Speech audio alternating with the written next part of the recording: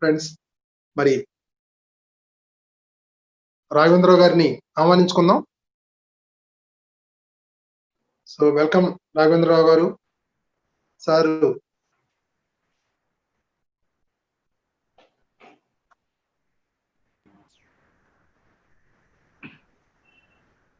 Sir చాలా senior master Raghavendra Rao గారు మీ అందరికీ తెలుసు. మరి ఈ న్యూ ఎనర్జీ ఈ క్లోజింగ్ సెషన్ ని రాఘవేంద్రరావు గారు ఈ రోజు కంప్లీట్ చేస్తారు. న్యూ ఎనర్జీని రేపటి నుంచి మళ్ళీ మనం అసెన్షన్ స్టార్ట్ చేసుకుందాం. అలాగే దీనికి సంబంధించిన డౌట్స్ అన్ని కూడా ఈ రోజు 4 o'clock మనందరం కూడా కలిసి దాని మీద క్లియర్ చేసుకుందాం.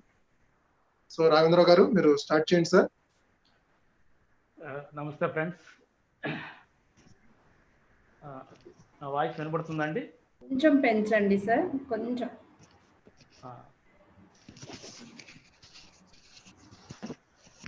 ఓకే ఫ్రెండ్స్, ముందుగా విశ్వగురు పితామహ పత్రిజీ వారికి, అలాగే నా ప్రియతమ గురువులు డాక్టర్ జీకే బాలకృష్ణ గారు, ప్రేమనాథ్ సార్ల వారికి హృదయపూర్వకంగా నా యొక్క ప్రణామాలు అర్పిస్తూ, ఫ్రెండ్స్, గత 16 సంవత్సరాలుగా నేను ధ్యాన మార్గంలో ఉన్నాను.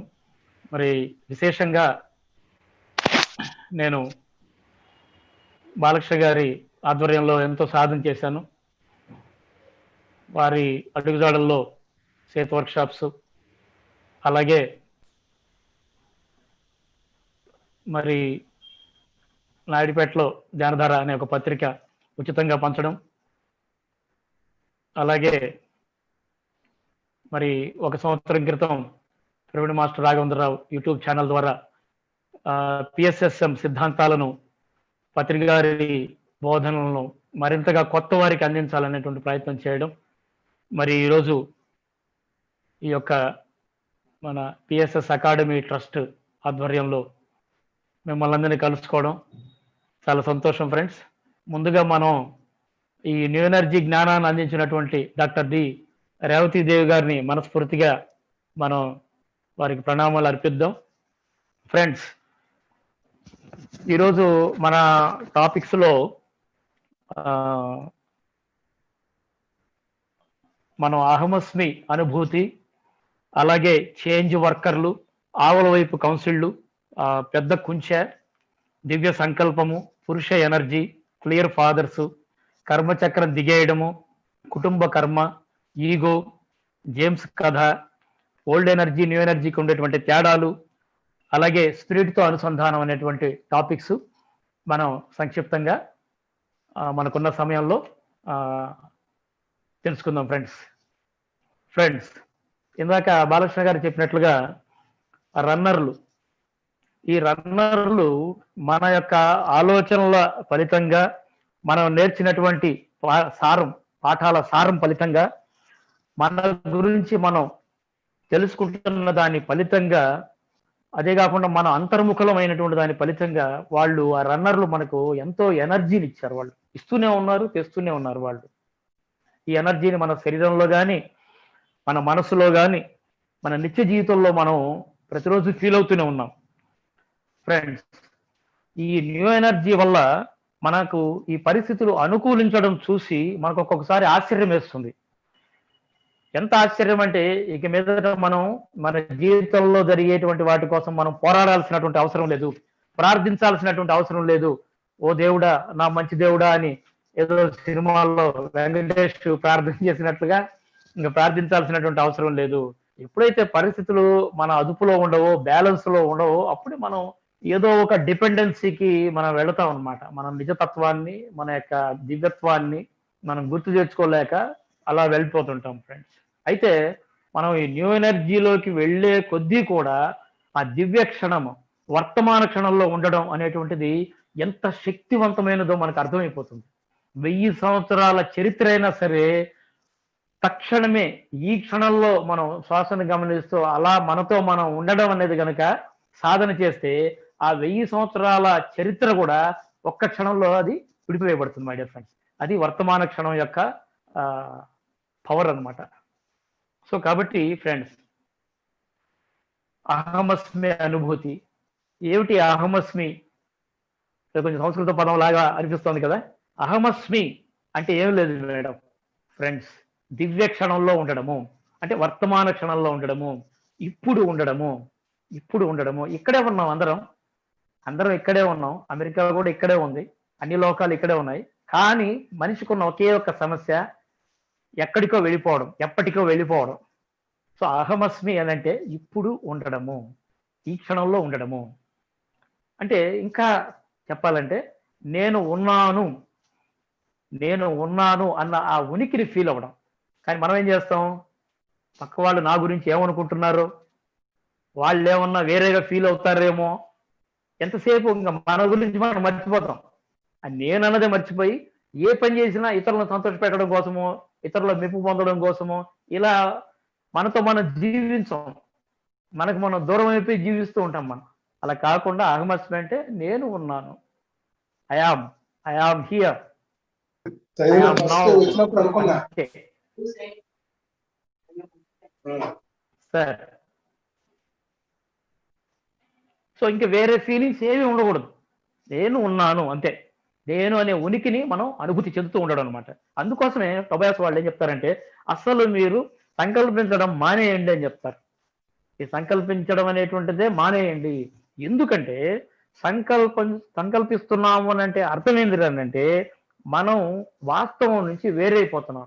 అంటే నీ దగ్గర కారు లేదు, నాకు కారు కావాలి అంటున్నావు అంటే అర్థం ఏంటంటే నీ దగ్గర కారు లేదు అనేటువంటి ఆ వేరు భావన మనలో ఒక సపరేషన్ ని మనం అప్పుడు ఫీల్ అవుతాం మనం. సో దాంట్లో లేము. ఆ సంకల్పిస్తున్నాం అంటేనే మనం అసలు ఆ వస్తువు మన దగ్గర లేదనే విషయాన్ని మనం స్పష్టం చేసుకుంటున్నాం. ఆ స్థితి మనలో లేదనే విషయాన్ని మనము స్పష్టం చేస్తున్నాం అనమాట మనం అర్థం. సో కాబట్టి ఇక్కడ అహమస్మి అనుభూతులు ఏంటంటే వర్తమాన క్షణంలో మనము ఉండడము. అంటే ఆ కారు ఉంది, నా దగ్గర ఉంది, నా కారు ఉంది చూసారా, అంటే అది లేదనేటువంటి ఆ భావనని, ఆ ద్వంద్వత్వాన్ని మనం జయిస్తాం ఇక్కడ వర్తమాన క్షణంలో, అహమస్మి భావనలో అనమాట. సో కాబట్టి ఫ్రెండ్స్, అహమస్మి భావన అంటే వర్తమాన క్షణంలో ఉండాలి అని అంటే గుర్తుంచుకోండి, ఇప్పుడు కూడా మన హృదయం విప్పి ఉండాలి. ఇది చాలా ఇంపార్టెంట్.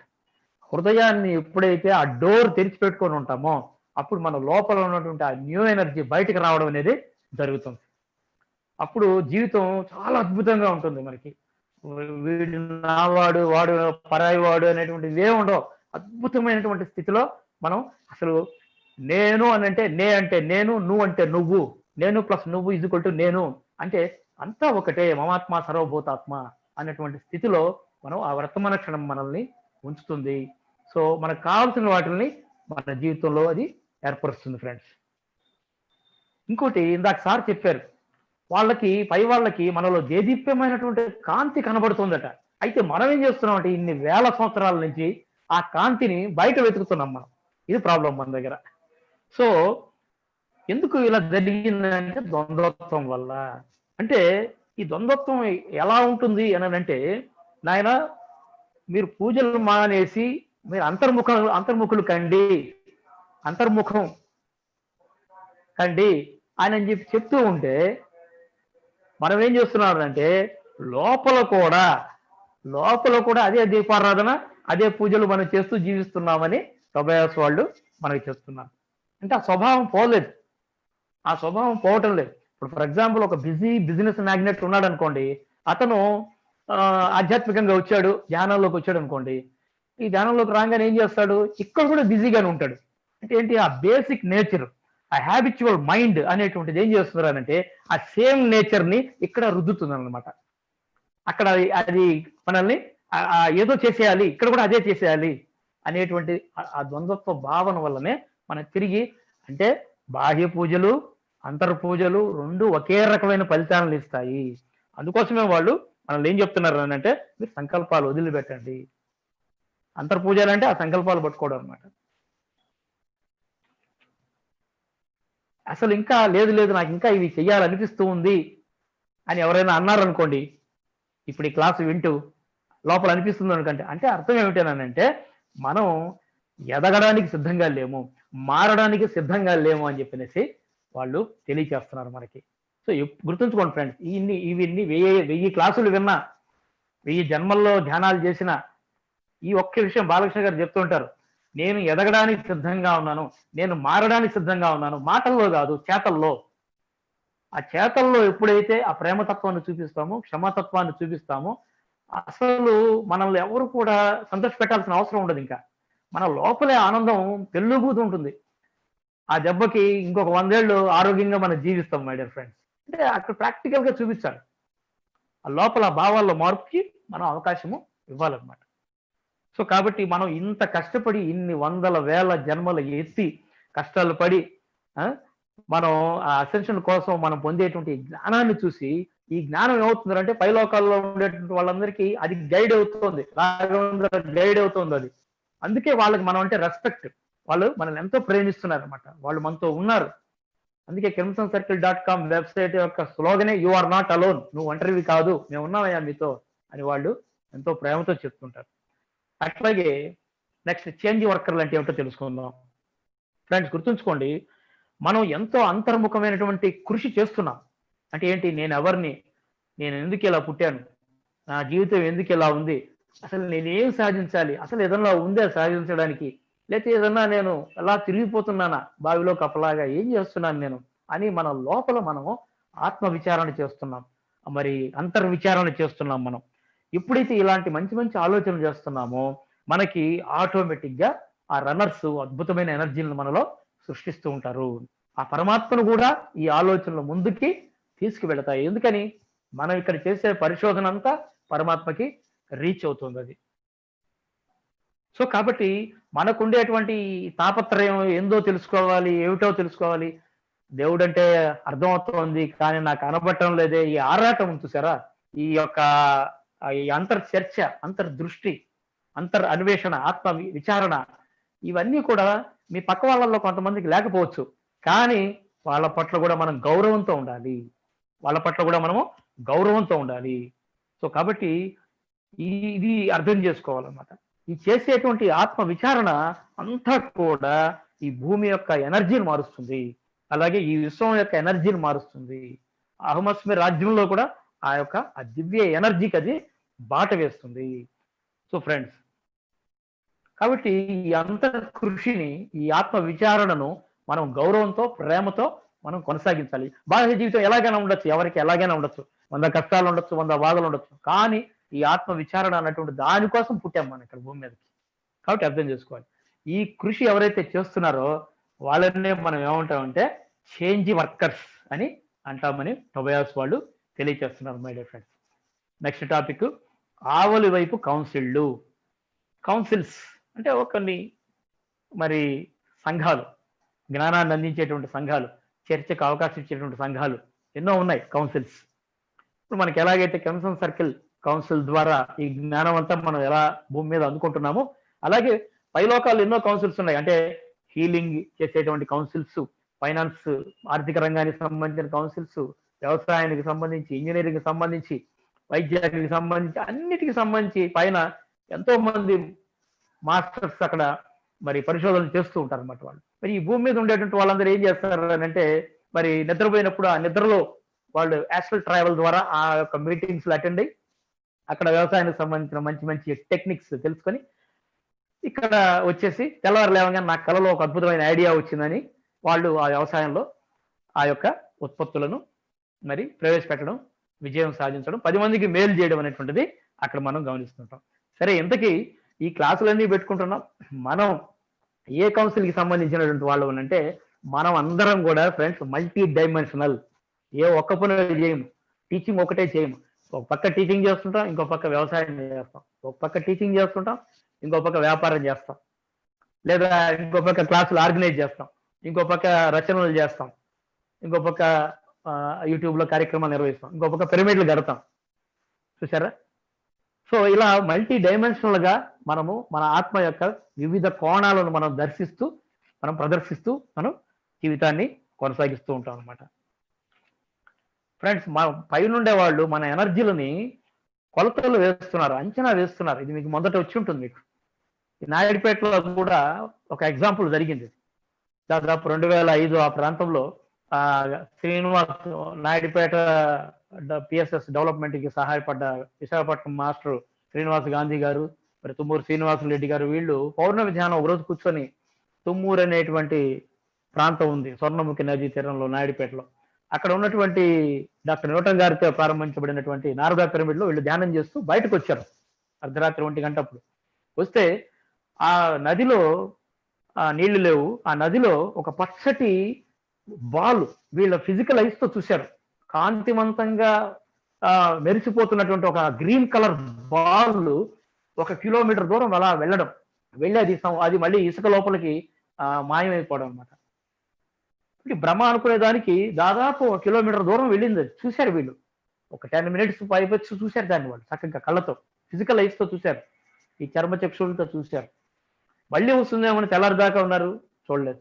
ఈ విషయం గూడూరు రేవతి మేడం గారికి తెలియజేసినప్పుడు ఆవిడ ఒక 20 మందితో చక్కగా మరుసటి రోజు రావడం, ఒక 3 రోజులు అక్కడ వాళ్ళు ధ్యానాలు చేయడం.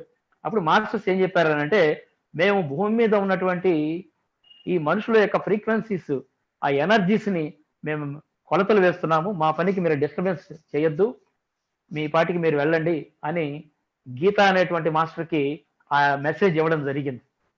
కాబట్టి వాళ్ళు మనల్ని మరి ఆ యొక్క ఎనర్జీ మెజర్మెంట్స్ చేస్తున్నారు.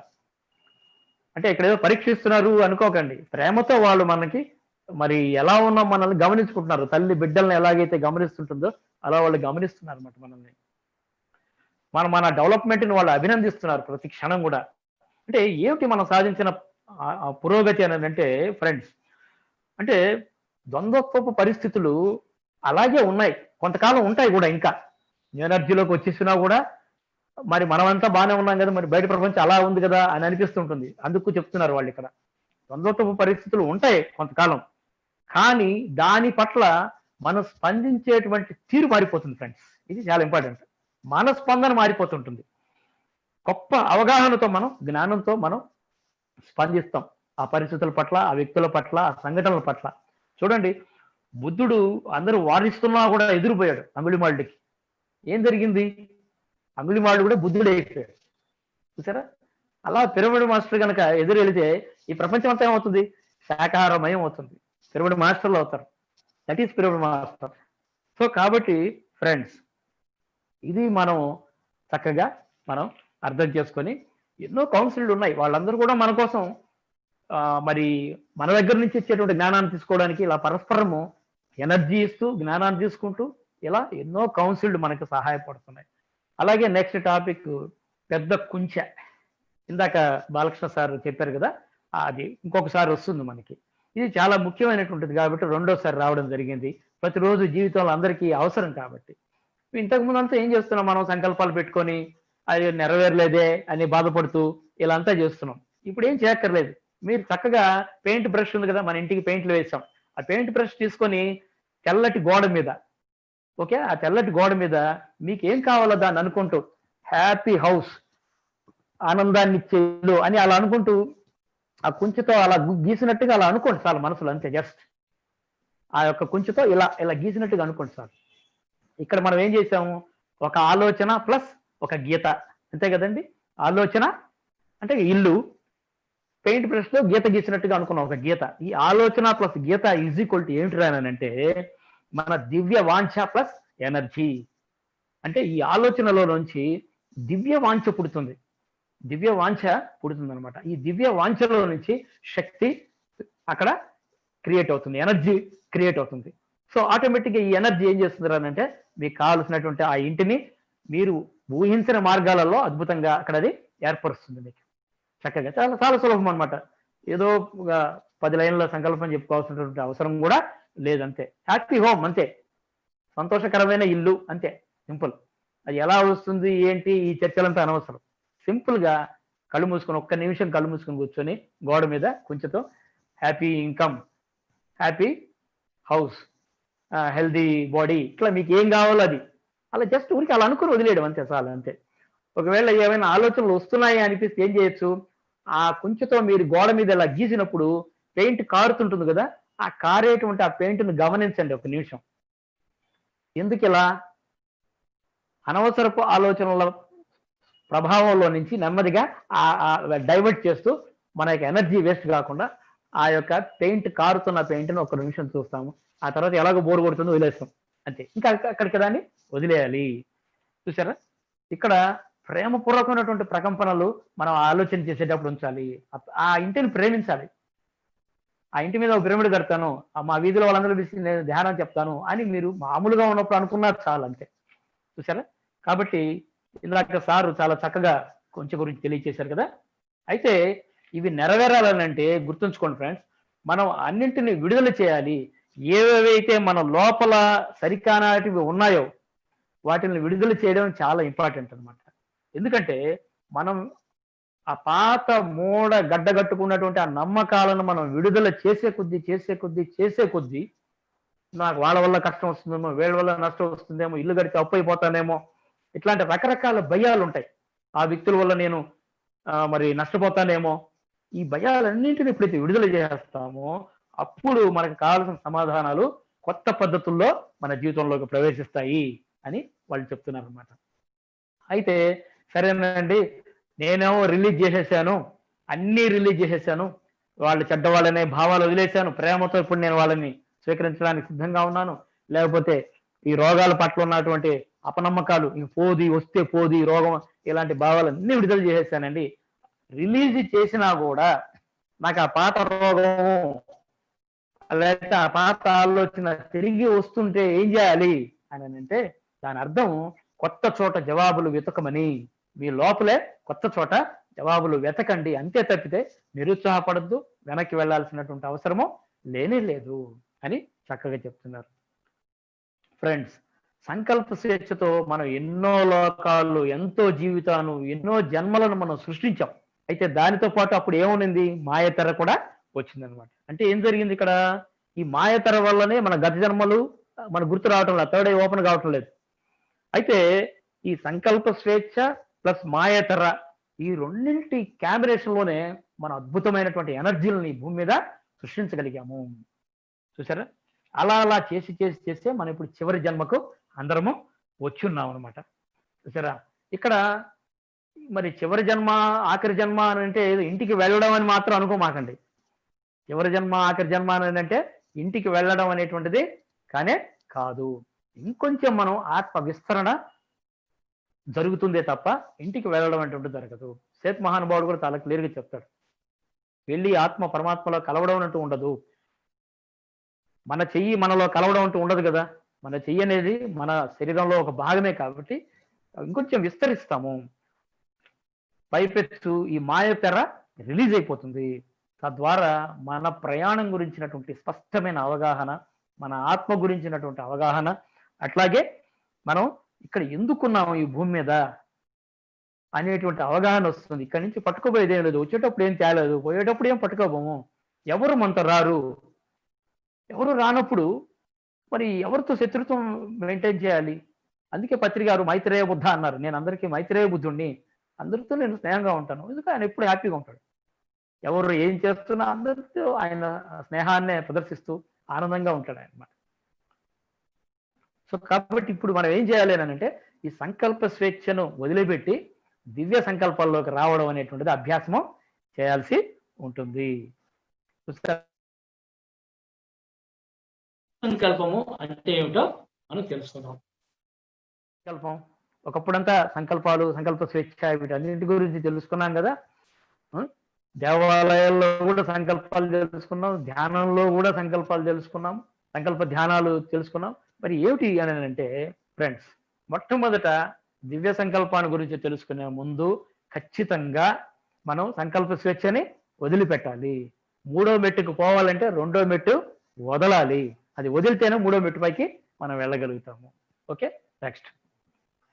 ఇక్కడ మాయతరలో ఉన్నప్పుడు ఈ సంకల్ప స్వేచ్ఛకు పరిమితులు ఉంటాయి, లిమిటేషన్స్ ఉంటాయి.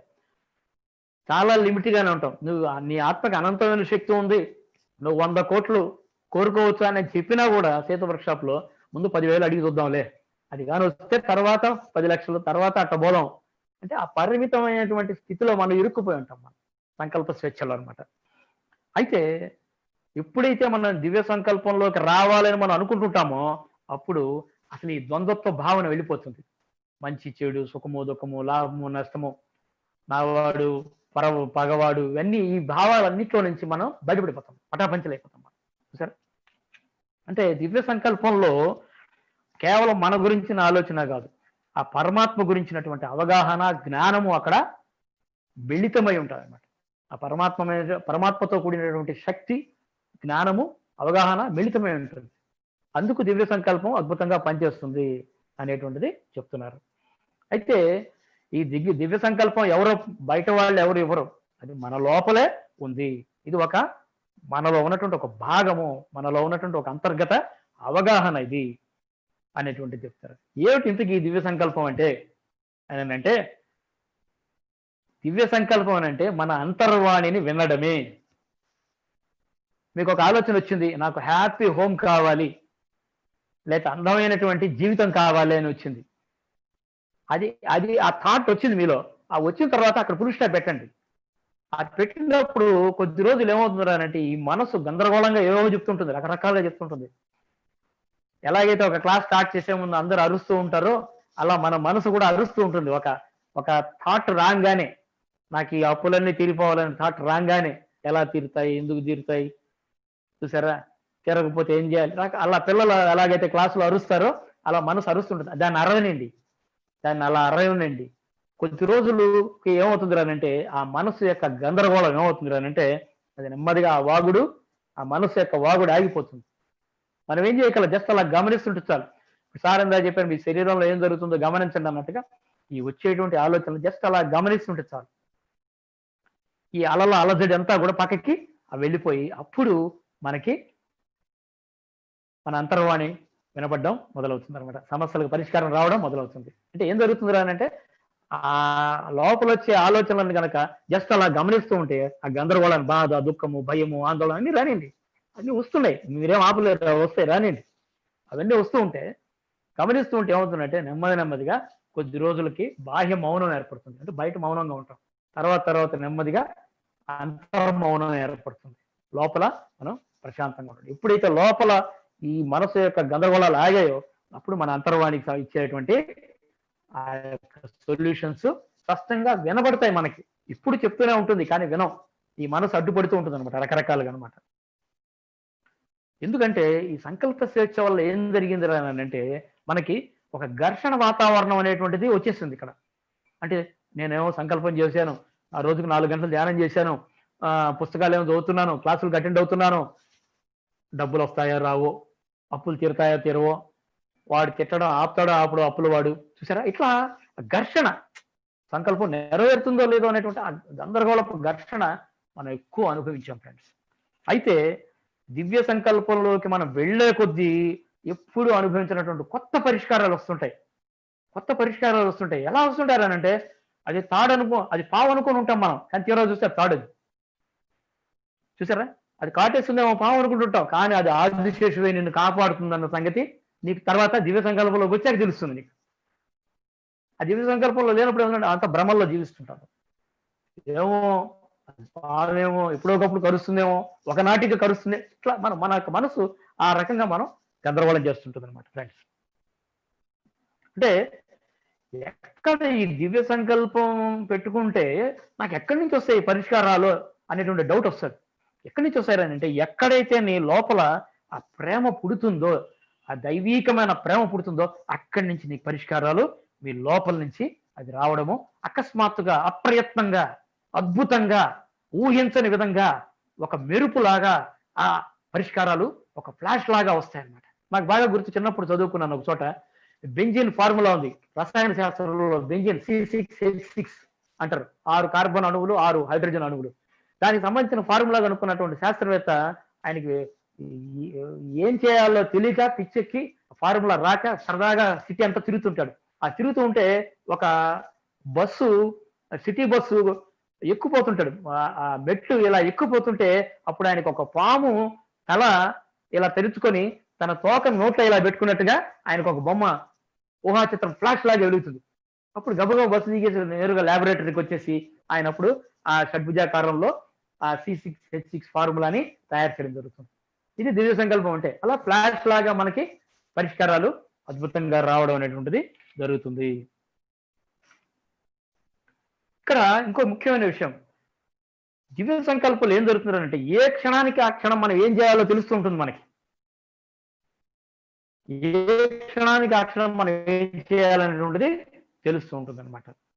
కాకపోతే మన మనసు ఎంతసేపు ఏం చేస్తుందంటే ముందుగా తెలుసుకోవాలనేటువంటి ఉలాట ఎక్కువగా ఉంటుంది. అది నేను కళ్ళు మూసుకొని ఏదో భవిష్యత్తులో జరగబోయేదాన్ని మనం చూద్దాం, లేదా ఎవరైనా చూసే వాళ్ళు ఉంటే వాళ్ళని అడిగి మనం మన సమస్యల పరిష్కారాలు తెలుసుకుందాం అనేటువంటి ఆ ప్రయత్నాలంతా కూడా నా కోసం మీరు ప్రార్థన చేయండి సార్, ధ్యానం చేయండి సార్, ఇలాంటివన్నీ కూడా మనం ఆ డిపెండెన్సీకి మనం పాత పద్ధతుల్లో బలహీన మనస్సుతో అలవాటు పడిపోతున్నాం. అది ఇంకా వద్దని చక్కగా మనకి మన టొబయాస్ వాళ్ళు తెలియచేస్తున్నారు. అయితే ఆ దివ్య సంకల్పంలోకి మనం అడుగు పెట్టాలి, స్టెప్ వేసేయాలి అంతే. నేను రెడీగా ఉన్నాను, అద్భుతమైన ఫలితాలు అందుకునేందుకు రెడీ అయిపోవాలంతే.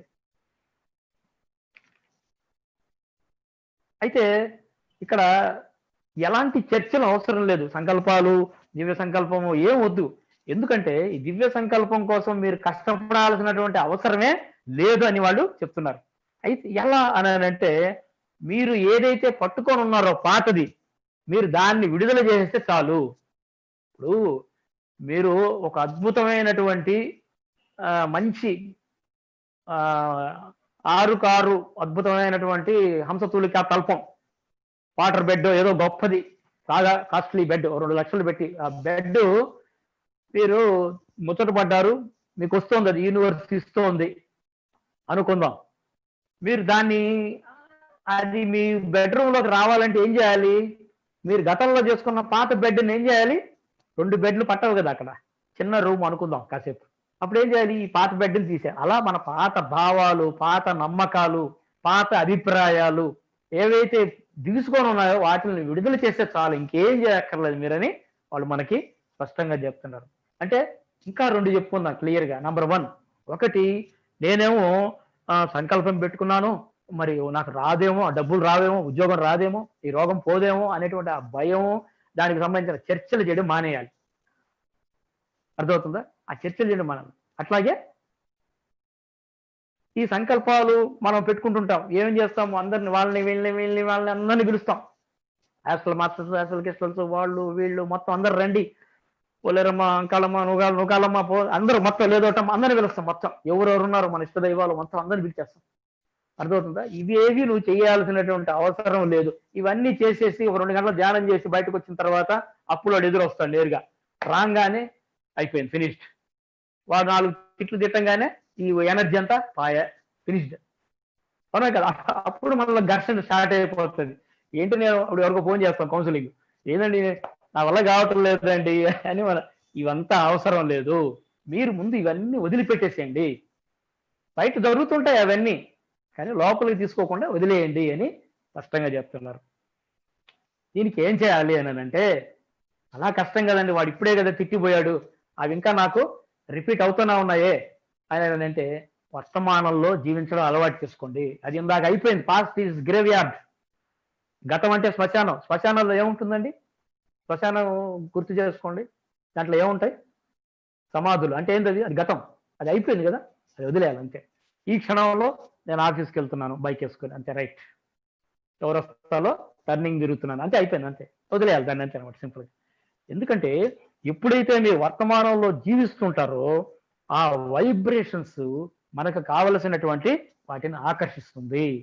గతం ఆకర్షించదు. గతం ఎనర్జీని లాగేస్తుంది, భవిష్యత్తు ఎనర్జీని లాగేస్తుంది, వర్తమానం ఎనర్జీని పుట్టిస్తుంది. మన లోపల ఉన్నటువంటి ఆ న్యూ ఎనర్జీని బయటికి తీసుకొస్తుంది. మన అవసరాలకు సరిపడేంత అద్భుతంగా అది మనకి రోజు సహాయపడుతుంటుంది. అది అన్లిమిటెడ్ అనమాట. అది జియో ఫోన్ లాగా అన్లిమిటెడ్, కంప్లీట్ గా ఆ ఎనర్జీ వస్తూనే ఉంటుంది అనమాట. ఎప్పుడు ఎనర్జీ మనలో ఉండాలంటే ఏం చేయాలి? వర్తమాన క్షణంలో ఉండాలి. అంటే సంకల్పము అంటే థాట్ ప్లస్ ఎనర్జీకి ఏం చేయాలి? వర్తమాన క్షణంలో ఉండాలి. థాట్స్ మనకు తెలుసు. థాట్ ప్లస్ ఎనర్జీ ఎక్కడి నుంచి వస్తుంది? వర్తమాన క్షణంలో ఉండడము. ఎప్పుడైతే వర్తమాన క్షణంలో ఉంటామో అప్పుడు రన్నర్లు ఎంటర్ అవుతారు. అప్పుడు ఎవరికి ఎంటర్ గారు. మీరు గతంలో వెళ్ళిపోతున్నారు అనుకోండి, వీడేదో ఒక సినిమా వేసుకుంటున్నాడు గతానికి సంబంధించి 1970 నాటిది, ప్రస్తుతానికి ఆచేద్దాం అనేసి వాళ్ళు ఆగిపోతారు. మనం ఎప్పుడైతే వస్తామో రన్నర్లు వచ్చేసి ఆ ఎనర్జీని ఇస్తారు మన ఆలోచనకి. తద్వారా మనకు ఆ అనుభవం అనేటువంటిది మనకి ఏర్పడుతూ ఉంటుంది. చూసారా? అంటే ఈ రన్నర్స్ మనకి కావలసిన ఎనర్జీ ఇవ్వడానికి, మన ఎనర్జీలను బ్యాలెన్స్ చేయడానికి, సరేనా, అక్కడ పడేటువంటి ఆటంకాలు, ఏదో డబ్బు రావడం లేట్ అవడమో, లేదా ఏదైనా సేల్స్ కాకపోవడం, ఏదైనా కావచ్చు. అది ఉదాహరణకు చెప్పాను నేను, ఏదైనా కావచ్చు. దేనికైనా సరే ఆ ఆటంకాలన్నింటినీ రన్నర్స్ తొలగిస్తారు ఎనర్జీ ఇచ్చి. చూసారా? దానికి ఏం చేయాలి? మీ థాట్ ఉంది, రిలీజ్ చేసేస్తున్నారు ఆల్రెడీ. ఓన్లీ థింగ్ ఎనర్జీ ఇవ్వడం అంటే ఏం చేయాలి? వర్తమాన క్షణంలో ఉండడము, ఎప్పటికప్పుడు వర్తమాన క్షణంలో, ఇన్స్టెంట్ క్షణంలో ఉండడము అనేటువంటిది మనకి టొబాయాస్ వాళ్ళు సులభంగా తెలియజేస్తారు, ఏ కష్టం లేకుండా మనకి తెలియజేస్తున్నారు. నెక్స్ట్ 11th చాప్టర్, మనకు మనం కృతజ్ఞతగా ఫ్రెండ్స్. ఇప్పుడు మన యొక్క ఈ సమావేశాలన్నింటికి కూడా ఏం చెప్తున్నారంటే, మన పూర్వీకులందరూ వస్తున్నారట, తండ్రులు, తాతలు, ముత్తాతలు, వాళ్ళందరూ కూడా వస్తున్నారు. ఎందుకు వస్తున్నారు వాళ్ళు ఇక్కడికి అని అంటే, మనం ఎవరు చేయని ఒక మంచి పని చేస్తున్నాం. ఏంటి? మన ఇంట్లో వాళ్ళు ఎవరు చెప్పలేకపోవచ్చు ధ్యానం. మా ఇంట్లో నాకు ఎవరు చెప్పలేదు ధ్యానం. మా నాన్న చెప్పలేదు, మా నాన్నమ్మ చెప్పలేదు, మా అమ్మమ్మ చెప్పలేదు, ఎవరు చెప్పలేదు. ఎప్పుడైతే మనం ఈ ధ్యానము, ఆత్మ జ్ఞానము, ఒక మంచి మనిషిగా జీవించాలి, ఒక ప్రేమతత్వంతో జీవించాలి, అందరికీ ప్రేమను పంచాలి, నేను నాదే అనేటువంటివి వదిలిపెట్టాలి అనేటువంటి మంచి మంచి ఆలోచనలు ఎప్పుడైతే చేస్తుంటున్నామో, అప్పుడు ఈ పైన ఉన్నటువంటి మన తాత ముత్తాతలు అందరూ, అది లేని తండ్రి కావచ్చు, తాతలు అందరు కావచ్చు, వాళ్ళు వచ్చి, వాళ్ళు ఎందుకు వస్తున్నారు అని అంటే, అన్కండిషనల్ లవ్ ని మనకి ఇవ్వడానికి వస్తున్నారట వాళ్ళు. ఈ జరిగే ప్రతి సత్సంగంలో వాళ్ళు మనకి పంచడానికి వస్తున్నారట వాళ్ళు. చూసారా? కాబట్టి మరి మనం ఎంత గౌరవంగా ఉండాలో చూడండి మన పూర్వీకుల పట్ల. సరేనా? అందుకు పెద్దవాళ్ళు అవన్నీ పెట్టింది వాళ్ళ ఉద్దేశం. కానీ ఏముండాలి ఎక్కడ అంటే, అది మళ్ళీ మాట్లాడదాం మనం. ఇప్పుడు మన లోపల ఏం జరుగుతుంటుంది అని అంటే, సపోజ్ ఒక తండ్రితో కొడుక్కి సరైనటువంటి రిలేషన్షిప్స్ లేవనుకోండి, నన్ను మా నాన్న చాలా కష్టపెట్టాడు, బాధ పెట్టాడు అనేటువంటిది. అప్పుడు మన కోపము, బాధ, ఆసారము, లేదా ఆస్తి అంతా నాశనం చేశాడు మా నాన్న, ఆ చేతికి చెప్పించాడు అనేటువంటి వస్తుంటాయి కదా. అప్పుడు రన్నర్స్ ఎంటర్ అయ్యి మన ఎనర్జీస్ని బ్యాలెన్స్ చేయడానికి వాళ్ళు మనకి సహాయపడుతున్నారట. ఆ అన్కండిషనల్ రిసీవ్ చేసుకునేటువంటి స్థితి మనలోకి రావడానికి వాళ్ళు సహాయపడుతూ ఉన్నారట. చూసారా ఎంత వర్క్ జరుగుతుందో చూడండి. మనం హ్యాపీగా భూమి మీద జీవించడానికి ఓన్లీ థింగ్ మనము మారడానికి సిద్ధంగా ఉంటే చాలు, ఎదగడానికి సిద్ధంగా ఉంటే చాలు. ఆ ఒక్క థాట్ రిలీజ్ చేసుకుని వదిలేస్తే చాలు, మిగతావన్నీ ఆటోమేటిక్గా వాళ్ళే మనకి సహాయపడతారు. అలాగే నెక్స్ట్ పురుష ఎనర్జీ, పితృ ఎనర్జీ అంటే అనేటువంటిది దాని గురించి మనం తెలుసుకుందాం ఫ్రెండ్స్. పరమాత్మ మొదట ఏం చేశాడంటే, తనను తాను చూసుకోవాలి అని అనుకోగానే ఆయన రెండుగా అయిపోయాడు. ఏమిటి ఆ రెండు అని అంటే, ఒకటి రాజు, రెండవది రాణి. మనకు అర్థం కావడానికి చెప్తున్నారు ఇట్లా. ఏమిటి రాజు రాణి అని అంటే, మేల్ ఎనర్జీ, ఫీమేల్ ఎనర్జీ, పురుష ఎనర్జీ, స్త్రీ ఎనర్జీగా అది రెండుగా విడిపోయింది. అయితే ఇక్కడ ఆడవాళ్ళు సంతోషపడేటువంటి విషయం ఏమిటంటే, అహమస్మి రాజ్యంలో సింహాసనం మీద ఉన్నటువంటిది స్త్రీ ఎనర్జీ. ఇక్కడ ఇంకో ముఖ్యమైన విషయం, స్త్రీ ఎనర్జీ అని అంటే స్త్రీలని కాదు అర్థం, పురుష ఎనర్జీ అని అంటే పురుషులని కాదు అర్థం. ఇక్కడ ఒక స్త్రీ చూడడానికి మరి మనకి అలాగే ఉంటుంది, కానీ ఆమె తత్వం అంతా పురుష తత్వంలో ఉండొచ్చు. ఒక పురుషుడు చూడడానికి పురుషుల్లాగా ఉంటాడు, కానీ అతని తత్వం అంతా స్త్రీతత్వంగా ఉండొచ్చు. కాబట్టి ఇక్కడ తత్వాల గురించి చెప్తున్నారు, ఆకారాలు, బాహ్య ఆకారాల గురించి, నిర్మాణాల గురించి మాట్లాడటం లేదు అన్నమాట. అయితే ఒకటి మాత్రం వాస్తవం, పరమాత్మ అన్నటువంటి వాడు స్త్రీ ఎనర్జీ వైపే ఎక్కువగా మొగ్గు చూపుతున్నాడు.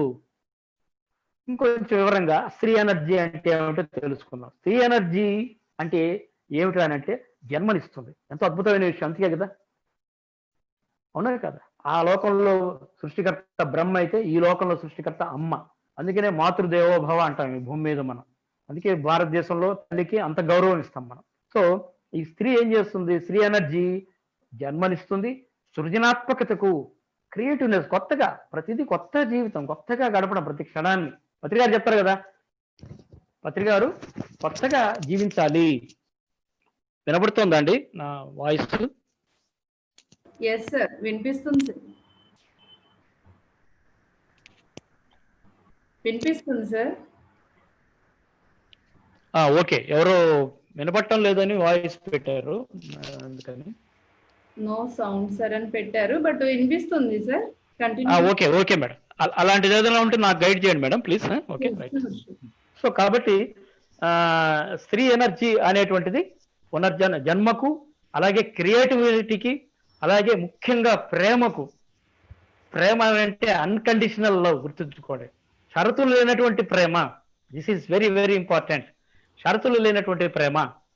షరతులు లేని ప్రేమలో 2 భాగాలు ఉంటాయి మేడం.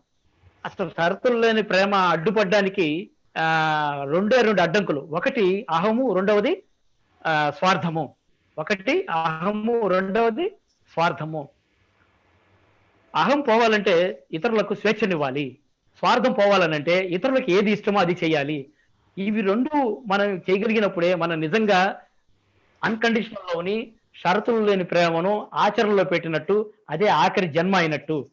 అది కానంత వరకు మళ్ళీ మనం జన్మలు తీసుకుంటూనే మనం ఉంటూనే ఉంటాం, గుర్తుంచుకోండి.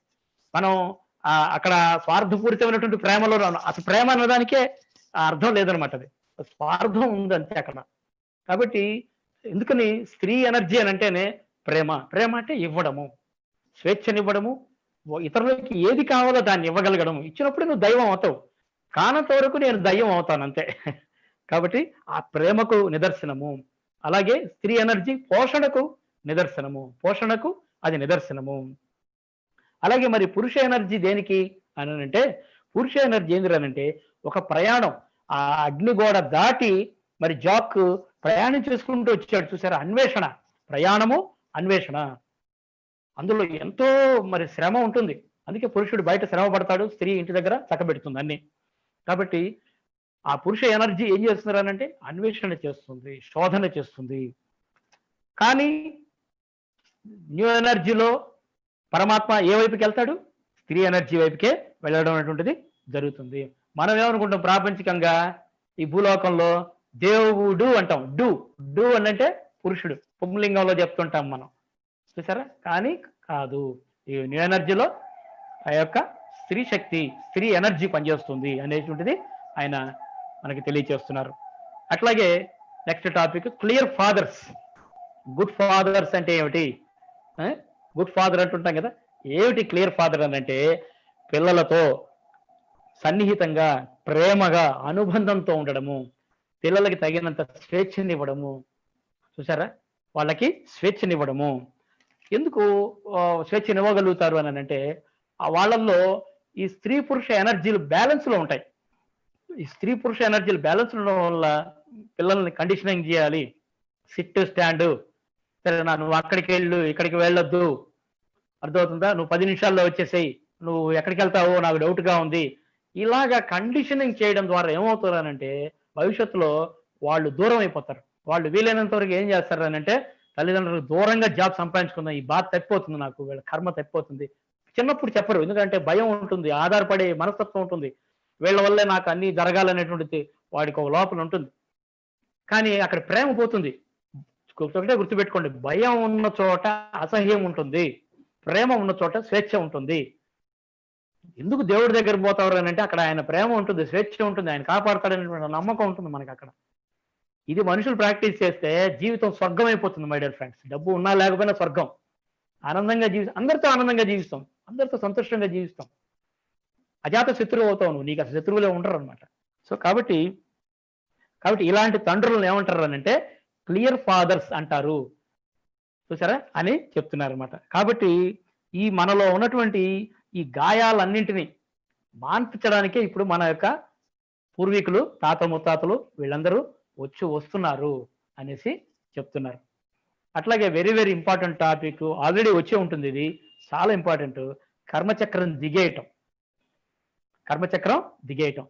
మనం ఆధ్యాత్మికత అనగానే కర్మ సిద్ధాంతం గురించి మనం మాట్లాడుకుంటాం. జన్మలుగా మనం కర్మల్ని మోస్తూనే ఉన్నాం.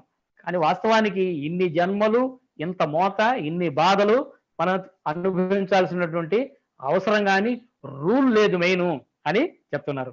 అంటే మనం ప్రతి గత జన్మలోకి వెళ్ళిపోయి అక్కడి కర్మలన్నిటినీ మనం సూపర్ రెండు, సర్ఫెక్సలు, అన్ని ఏరియల్ పౌడర్ అంతా వేసి ప్రక్షాళన చేసి మనం వాషింగ్ మిషన్ వేసి రుద్ది క్లీన్ చేసుకోవాల్సినటువంటి అవసరం లేనే లేదు. అంత కష్టం లేదు ఇక్కడ, అంత బాధపడాల్సిన అవసరం లేదు. చూసారా? మళ్ళీ ఏమవుతుంది, ఆ చేతులకి నాకు దురదలు వస్తున్నాయండి, కెమికల్స్ పడవండి అని చెప్పేసి మళ్ళీ బాధలు పడుతుంటారు. ఇప్పుడు ఆ బాధలు లేవండి. ఏం చేస్తే సరిపోతుంది అని అంటే కర్మచక్రం దిగేస్తున్నాను అనుకుంటే చాలు. అదేమన్నా సైకిల్ చక్రమా, బైక్ చక్రమా అని అంటే అట్టాయి అనుకోండి, ఏం పర్వాలేదు. సైకిల్ చక్రమే అనుకోండి, ఏం పర్వాలేదు. కర్మచక్రం దిగేస్తున్నాను అని అనుకుంటే చాలు ఫ్రెండ్స్. అంటే ఈ కర్మ అనేటువంటి ఎనర్జీ ఎక్కడ ఉంటుంది అని అంటే మన ఫిజికల్ బాడీలో అది స్టోర్ అయి ఉంటుంది, నిక్షిప్తమై ఉంటుంది అనమాట. సో కర్మచక్రం నేను దిగేస్తున్నాననే కమాండ్ మీరు రిలీజ్ చేయంగానే ఇది ఈ కర్మ బయటికి వెళ్ళాలి. ఇది ఎలా వెళ్ళాలి బయటికి, అది ఒక దారి వెతుక్కుంటుంటుంది. ఆ నేపథ్యంలో మీకు ఒక అనారోగ్యం కానీ, ఒక ఆందోళన కానీ, ఒక భయం కానీ ఏదో ఒకటి కలగచ్చు. నాకు అత్తగారి వల్ల కష్టం కలుగుతుందేమో, ఆ స్నేహితుల వల్ల నష్టం జరుగుతుందేమో, ఈ వ్యాపారంలో లాస్ వస్తుందేమో, ఇట్లా రకరకాల భయాలు కలగచ్చు, లేదా ఏదైనా రోగాలు రావచ్చు. కంగారు పడకుండా మీరు అలా ఉంటే అవి నెమ్మది నెమ్మదిగా వెళ్ళిపోతాయి. అంటే ఏం జరుగుతుంది, ఎందుకు వచ్చింది ఈ పరిస్థితి అని అంటే అవి మీ నుంచి ఎలా రిలీజ్ చేయాలో అనే విషయాన్ని మీరు ఇప్పుడు నేర్చుకుంటున్నారు. ఆ సరికాని పరిస్థితిని ఎలా రిలీజ్ చేయాలనేటువంటి సత్యాన్ని మీరు ఇక్కడ నేర్చుకుంటున్నారని మాత్రమే తెలుసుకోండి. మళ్ళీ మిమ్మల్ని కష్టపెట్టడానికి అవేవి రావటం లేదు. కాబట్టి ఇది బెస్ట్ సొల్యూషన్. కర్మచక్రం దిగేస్తున్నాను అనేటువంటిది సింపుల్గా అనుకుంటే చాలు, హృదయపూర్వకంగా అనుకుంటే చాలు, అంతే సింపుల్. అప్పటికి ఉంటాయి కొన్ని, కానీ మీరు అలా గమనిస్తూ ఉండండి, కొద్ది రోజులకు అన్ని సర్దుకునేస్తాయి. ఆ సరికాని పరిస్థితులన్నీ సరి అయిన పరిస్థితుల కింద అవి ట్రాన్స్ఫార్మ్ అవుతాయి, బొగ్గు వజ్రమైనట్టు.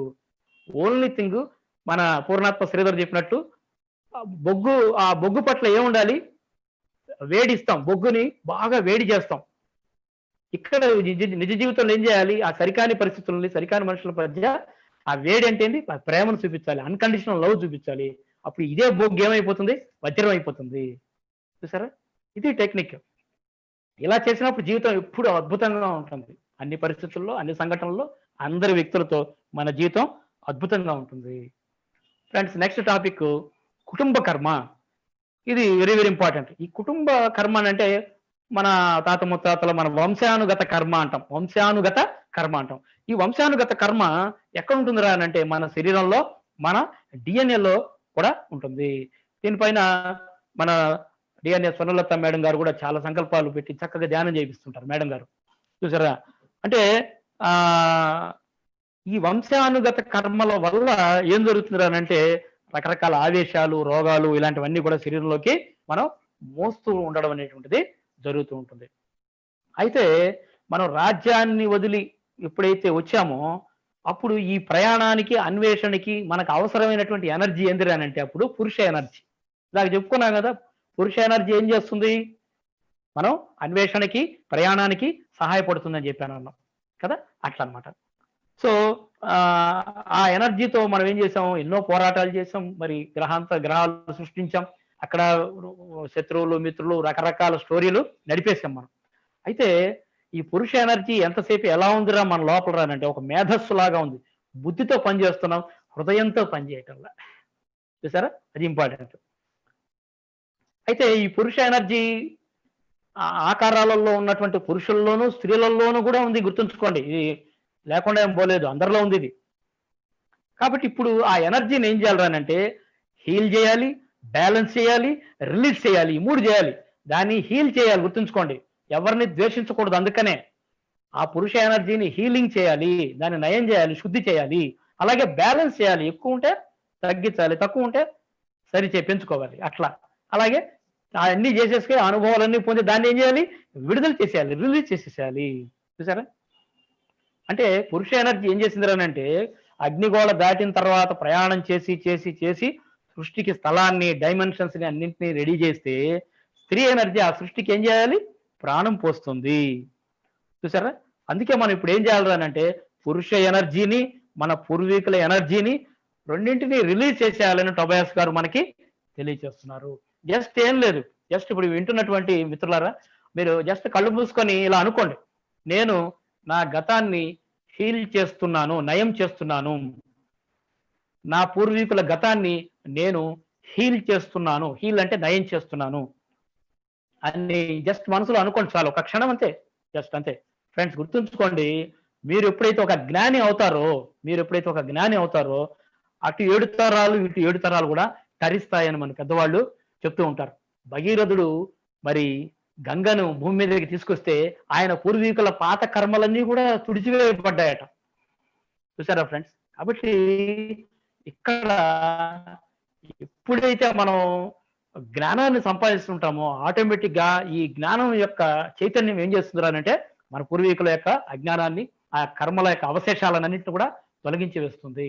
కాబట్టి మనం చేయాల్సిన పనుల్లో ఆత్మజ్ఞాని కావడమే.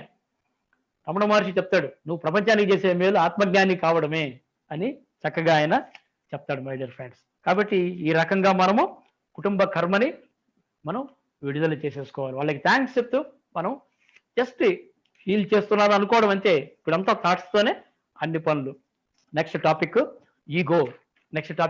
ఈగో ఇది మన అందరికీ కూడా చక్కగా అందరికీ తెలిసినటువంటి అంశమే కదా, ఈగో అనేటువంటిది కదా. ఈ గో అని చెప్తూ ఉంటాం. అయితే ఇక్కడ ఒక డిఫరెంట్ కోణంలో మనకి ఈగోని మనకి టొబయాస్ గారు అందిస్తారు మనకి. అంటే పురుష ఎనర్జీ లక్షణాలలో ఒకటి ఈ ఈగో. ఈ పురుష ఎనర్జీ లక్షణాలలో ఒకటి ఈ ఈగో అన్నమాట. అంటే ఇక్కడ ఈగో అంటే మనం అహంకారము బలేకారము అని చెప్పిన మాత్రం అనుకోకూడదు. అలాగే ఈగో అంటే చెడ్డది అని కూడా మనం అనుకోకూడదు. ఒకసారి ఒక సాధకుడు, ఒక అద్వైత మాస్టర్ ఉన్నారు, పాపాజీ అనేటువంటి ఆయన, రమణ మహర్షి శిష్యులు ఆయన.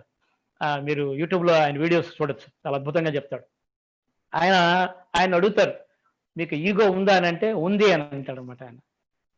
అని అంటే ఆయన ఆశ్చర్యపోతాడు ప్రశ్న వేసిన అతను.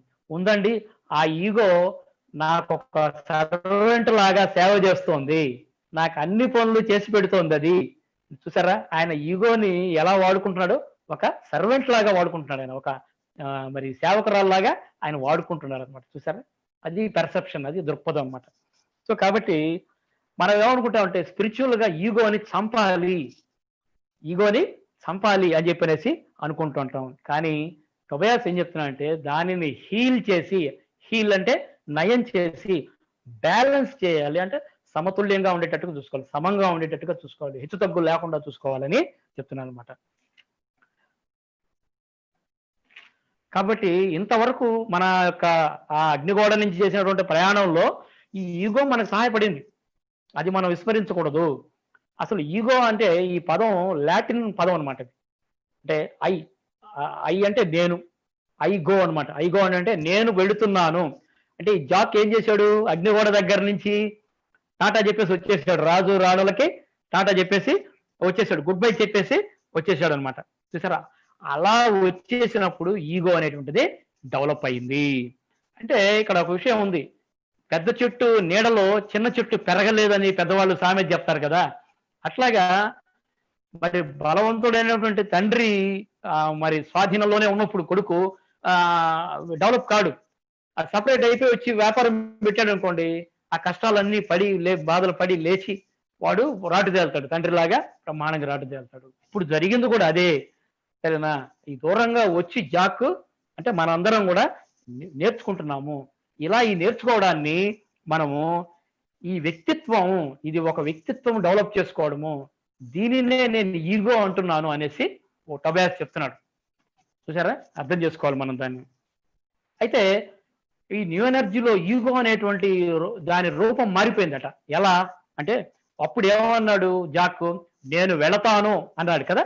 ఇప్పుడు దాని బదులు న్యూ ఎనర్జీలు ఏమంటారు అని అంటే నేను ఉన్నాను అనే స్థితికి మారుతున్నాం మనం. నేను ఉన్నాను, ఐ యామ్ అన్నటువంటి స్థితికి మనం మారుతున్నాము. అందుకని ఆయన ఏం చెప్తున్నాడంటే ఈగోని సున్నితంగా దయతో మనం హ్యాండిల్ చేయాలి. ఈగో పట్ల సున్నితత్వము, దయ చూపించాలి అని ఆయన చెప్తున్నాడు అనమాట. ఎందుకంటే మనలో ఉన్నది ఇప్పుడు పురుష ఎనర్జీ ఉంది, అవునా కదా? సో ఏం చేయాలి? మన పూర్వీకులను మనం ఎలాగైతే ప్రేమిస్తున్నామో అలాగే ఈగోను కూడా ప్రేమించాలి, మన లోపల ఉన్న అన్నిటినీ మనం ప్రేమించాలి అనేసి టొబయాస్ గారు మనకి తెలియచేస్తూ ఉన్నారు మై డియర్ ఫ్రెండ్స్. చూసారా, ఆ ఈగో పట్ల మనం ఎలా స్పందించాలి. ఈగో మీద మనం స్వారీ చేయాలి, అది మన మీద స్వారీ చేయకూడదు. ఆ ఈగో అంటేనే నేను, ఆ నేను అనేటువంటి ఆ యొక్క ఆ భావన ఏం చేస్తుంది అంటే స్వార్థాన్ని సృష్టిస్తుంది, అహాన్ని సృష్టిస్తుంది. అంటే నేను చెప్పిందే చేయాలా, నా మాటే నెగ్గాలి. అర్థమవుతుందా? ఇంకో గుర్తుపెట్టుకోండి, భయం ఎక్కడుందో అక్కడ అహం ఉంటుంది. భయం ఉంది అని అంటే అక్కడ ప్రేమ లేదు, అహం ఉంది. సో కాబట్టి దీన్ని మనం అర్థం చేసుకొని దయతో మనం ప్రేమతత్వంతో దాన్ని అంగీకరించాలి, దాన్ని సమైక్యపరుచుకోవాలి, మన లోపల సమైక్యపరుచుకోవాలి. దాన్ని ఆ బొగ్గు ఎలాగైతే వజ్రం అయిందో అలా సమైక్యపరుచుకోవాలి అనేసి మనకు టొబయాస్ గారు చక్కగా మనకి తెలియచేస్తున్నారు మై డియర్ ఫ్రెండ్స్. అట్లాగే ఇప్పుడు మనం ఒక కథ చెప్పుకుందాం. జేమ్స్ కథ. మన సినిమా హీరో పేరేంటి? జేమ్స్. ఈ జేమ్స్ అనే ఆయన కథ తెలుసుకుందాం మనం, autobiography of James. Okay, right. So మన హీరో జేమ్స్ మనలాగే కర్మ ప్రక్షాళన కోసం ఆయన ఏం చేశాడు అని అంటే భూమి మీద ఆయన జన్మ తీసుకున్నాడు. ఆయన జనరల్ గా మనం అందరం కూడా ఏంటి అంటే ఈ గత జన్మలో ఏ వంశంలో అయితే పుట్టామో తిరిగి ఈ జన్మలో కూడా మనము అదే వంశంలో పుట్టడానికి ఇష్టపడతాం. ఎందుకని? కంఫర్ట్ గా ఉంటుంది కదా, కంఫర్ట్ జోన్ ఉంటుంది అనమాట. మన యొక్క ప్రయాణంలో మనకు చాలా కంఫర్ట్ గా మనము ఫీల్ అవ్వడం జరుగుతూ ఉంటుంది అనమాట. సో అందువల్ల అందరం కూడా మనం ఏం చేస్తుంటాము, అదే జన్మలో అదే వంశంలో ఒకసారి అత్త అయితే ఒకసారి కొడుకు. మన పెద్దవాళ్ళు కూడా అంటారు కదా, మీ ముత్తాత పుట్టాడురా, మీ తాత పుట్టాడురా, మీ మేనత్త పుట్టిందిరా, ఇట్లా మాట్లాడుతుంటారు. అది మన యొక్క పాఠాలు నేర్చుకునే దానికి మనకు తగినటువంటి వాతావరణం ఉంటుందనే ఉద్దేశంతోనే మనం అందరం కూడా అలాగే మనం పుడుతూ ఉంటాం. లోక్సంగ్ రంప, నేను విన్నాను ఈ విషయం, లోక్సంగ్ రంప గురువు అనుకుంటాను. ఆయన్ని ఒక చోట తీసుకొని వెళ్ళి ఒక 99 విగ్రహ నమూనాలు ఉంటాయి. అక్కడ ఒక విగ్రహం దగ్గర ఆపి దాన్ని చదవమంటాడు పేరు. చదివితే రంప ఇది నువ్వేనా ఆ జన్మలో అని చెప్తాడు. పక్కన ఇంకొక విగ్రహం బొమ్మ చూపించి ఇది నేను అని చెప్తాడు అనమాట. అంటే మనమే రిపీట్ అయి వస్తూ ఉంటాం, మళ్ళీ మళ్ళీ మళ్ళీ మనం వేషాలు మార్చుకుంటూ మనం వస్తూ ఉంటాము. చూసారా? అంటే ఆ జన్మలో ముత్తాత, ఇప్పుడు మనం అట్లా. చూసారా? సరే, ఇంకా కథలోకి వద్దాం. జేమ్స్ వాళ్ళ నాన్నది, తండ్రిదేమో రాతి గుండె, తల్లేమో ప్రేమ బిందె. చూడండి, ఇద్దరు వేరే, ఉత్తర ధ్రువం దక్షిణ ధ్రువం. చూసారా? అయితే తల్లి భయస్తురాలు, తండ్రికి ఎదురు చెప్పలేదు, కొడుకుని సమర్థించలేదు. ఈ నేపథ్యంలో ఈ మిలిటరీ డిసిప్లిన్ లో మన జేమ్స్ పెరిగాడు. ఎలా ఉందనంటే తండ్రి కఠినత్వం, ఆయన యొక్క ట్రీట్మెంట్, ఆయన యొక్క డిసిప్లిన్ ఇవన్నీ నచ్చక మనసులో పెంచేసుకున్నాడు. ఎప్పుడెప్పుడు దూరంగా వెళ్ళిపోదామా ఈ తండ్రికి అని చెప్పని అప్పుడు నెమ్మదిగా ఆధ్యాత్మికం అలవాటయ్యి ఏవో కొన్ని మనశ్శాంతి కోసం ఆ సాధనలు ఈ సాధనలు అవి చేసుకుంటూ సిద్ధాంతాలు నేర్చుకుంటూ వెళుతూ ఉన్నాడు. కాకపోతే అనుభవాలు వస్తున్నాయి, ఏదో బాగుంది అనిపిస్తోంది, కానీ సమస్యలు మాత్రం అట్టే ఉన్నాయి. పైపెచ్చు ఎదిగే కొద్దీ మన జేమ్స్ కి స్త్రీ ఎనర్జీతో ఎలా ఉండాలో పాపం తెలియటం లేదు. సరే, మనం కథ సినిమా అనుకున్నాం కదా, ఇక్కడ ఖచ్చితంగా హీరోయిన్ రావాల్సిందే. ఓ కాజల్ ఆయన జీవితంలోకి వచ్చింది. ఆ అమ్మాయి ఈ స్త్రీ ఎనర్జీ పురుష ఎనర్జీ రెండు ఆమెలో చాలా బ్యాలెన్స్డ్ గా ఉన్నాయి. ఆమె లోపల రెండు బ్యాలెన్స్డ్ గా ఉన్నాయన్నమాట ఆమె లోపల. చూసారా? ఇద్దరు కలిసి ఆధ్యాత్మిక అన్వేషణ మొదలు పెట్టారు. చూసారా? ఆ స్పిరిచువల్ ఎనర్జీ ఉండేటువంటి స్త్రీ అతనికి దొరకడం ఒక అదృష్టం అనమాట. సో ఇద్దరు కలిసి ఆ క్రిమ్సన్ సర్కిల్ మెటీరియల్ చదవడం మొదలు పెట్టారు. సో అప్పటి వరకు అస్తవ్యస్త పరిస్థితులు ఉన్నాయి, వచ్చే జీతం చాలదు, బాధలు కష్టాలు, ఏదో సర్దుబాటు దూరండి అంతా ఉన్నాయి. అయితే ఈ క్రిమ్సన్ సర్కిల్ మెటీరియల్ చదివిన తర్వాత, అంటే ఈ న్యూ ఎనర్జీ అసెన్షన్ మెటీరియల్ చదివిన తర్వాత మనం ఎందుకు పుట్టాం, మనం ఈ భూమి మీద ఎందుకు వచ్చాం అనేటువంటి విషయాలన్నీ నెమ్మదిగా అర్థమయ్యి స్థిమితపడి వాళ్ళు అందులో చెప్పే ఈ చిట్కాలన్నిటినీ, ఆ నియమాలన్నింటినీ, ఆ యొక్క పరిష్కార మార్గాలన్నింటినీ ఆచరణ పెట్టడం మొదలు పెట్టేసరికి ఉన్నట్టుండి ఒకరోజు ఉద్యోగంలో ప్రమోషన్ రావడం జరిగింది. అప్పుడు ఆనందపడిపోయాడు జేమ్స్. ఓ, నేను సృష్టికర్తను అవుతున్నాను, నా సృజనాత్మక శక్తులను నేను ప్రకటించడం నేర్చుకున్నాను నేను అని ఆనందపడిపోయి ఆయన చక్కగా ఆయన ఆనందపడి ఆ రోజు ఇంటికి వచ్చి భార్యతో అందరితో చక్కగా సెలబ్రేట్ చేసుకొని తన రూమ్ లోకి వెళ్ళి మరి అగరవత్తులు వెలిగించి మరి ఆ దేవుడి పటం దగ్గర కూర్చొని చక్కగా దేవుడికి థ్యాంక్స్ చెప్పడం మొదలు పెట్టాడు. ఎప్పుడైతే దేవుడికి థ్యాంక్స్ చెప్పడం మొదలు పెట్టాడో పైన ఉన్నటువంటి ఆ రన్నర్స్ కానీ, ఏంజల్స్ కానీ, రాజు రాణి వీళ్ళందరూ కూడా పక్క పక్క నవ్వుకున్నారు. ఒరే మనుషులు ఇంకా అర్థం చేసుకోవటం లేదు, వీళ్ళేంది మనకు నా థ్యాంక్స్ చెప్తున్నారు, వీళ్ళకి ఒక ముఖ్యమైన పాఠం నేర్పించాలి. ఏమిటి అది అంటే, మీకు మీరే థ్యాంక్స్ చెప్పుకోండి. మీ విజయానికి మీకు మీరే థ్యాంక్స్ చెప్పుకోండి. ఎందుకంటే మీరు సృష్టించుకున్నారు ఆ విజయాన్ని, మీ ఆలోచనలతో మీరు సృష్టించుకున్నారు. ఇక్కడ దేవుడి దయ వల్ల జరిగింది, బదులుగా మన దయ వల్లే ఇది జరిగింది అనేటువంటిది మీరు అర్థం చేసుకోవాలి అని టొబయాస్ వాళ్ళు మనకి తెలియ. చాలా ఇంపార్టెంట్ పాయింట్ ఇది, సరేనా? అంటే ఇక్కడ ఇది అహంకారం కాదు, ఇది గుర్తుంచుకోండి. ఎందుకంటే నువ్వు ఆల్రెడీ దైవ పదార్థంవి. ఇక్కడ ఇది అహంకారం కాదు, ఇది ఆ దివ్యత్వంలో ఉండడం. నేను అని అనుకున్నప్పుడే నువ్వు అహంకారంలో పడిపోతావు, సరేనా? అదంతా దైవమే అయినప్పుడు ఇంకా నేను అనేటువంటి అహం లేదు అక్కడ అన్నమాట. ఎప్పుడైతే మనకు మనం థ్యాంక్స్ చెప్పుకుంటుంటామో దాని అర్థం ఏమిటంటే, మన లోపల ఉన్న దైవానికి మనము ఎనర్జీ ఇచ్చినట్టు, ఒక పోషక ఆహారం ఇచ్చినట్టు అనమాట. థ్యాంక్స్ చెప్పడం అనేటువంటిది ఒక పోషక ఆహారం ఇచ్చినటువంటి వాళ్ళం అవుతాం అనమాట. మనం అక్కడ గుర్తుంచుకోవాలి. అసలు మనం ఎప్పుడైతే థ్యాంక్స్ చెప్పుకుంటుంటామో మన ప్రయాణం ఇంకా సజావుగా ప్రశాంతంగా సాగిపోతుంది అనేటువంటిది వాళ్ళు మనకి తెలియజేస్తున్నారు మై డియర్ ఫ్రెండ్స్. ఇది చాలా ఇంపార్టెంట్ పాయింట్. మరి థ్యాంక్స్ ఎలా చెప్పుకోవాలి?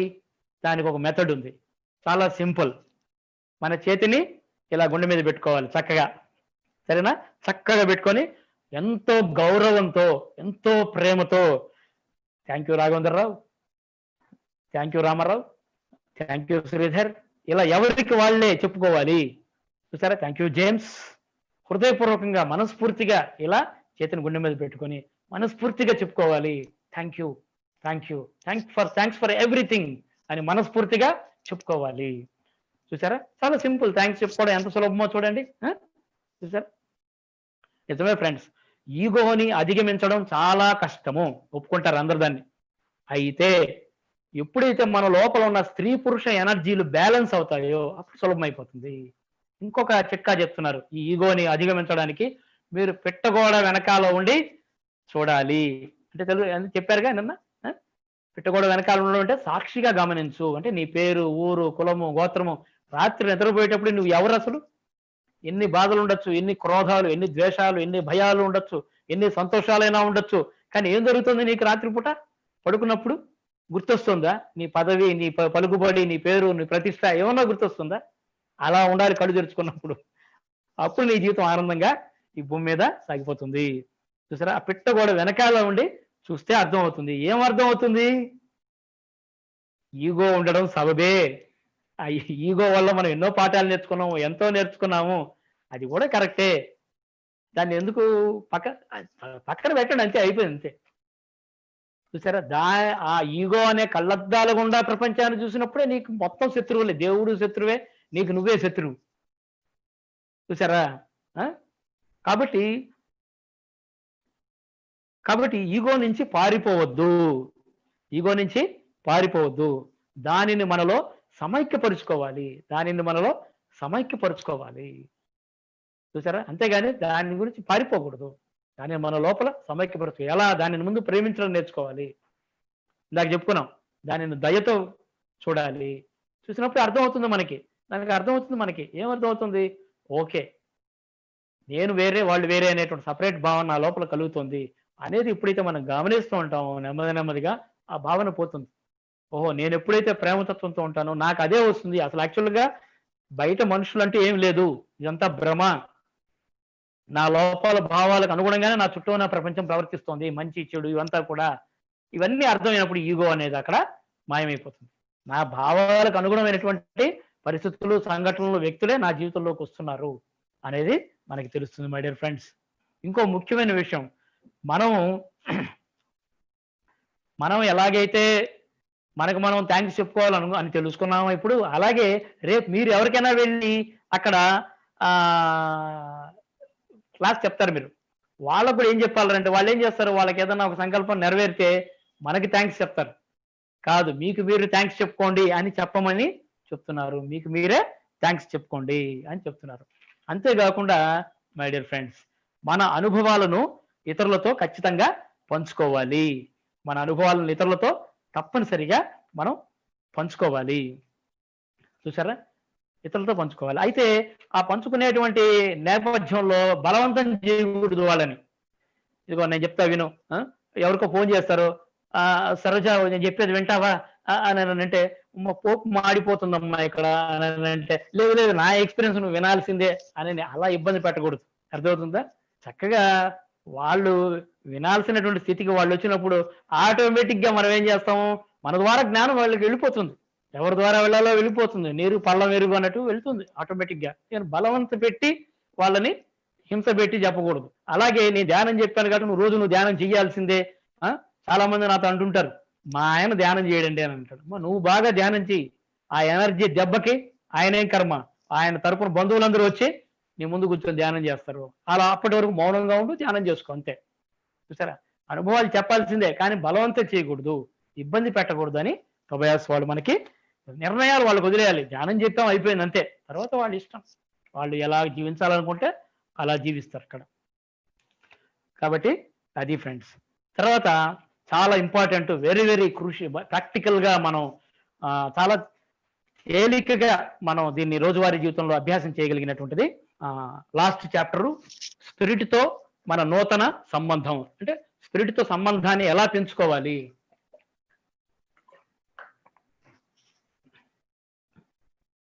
ఇప్పుడు ఫ్రెండ్స్, మనందరితో పనిచేస్తున్నటువంటి ఎనర్జీలు ఏమిటాయనంటే, spirit, Kryon, archangel Michael, crimson circle council, వీళ్ళందరూ కూడా మనతో కలిసి పనిచేస్తున్నారు.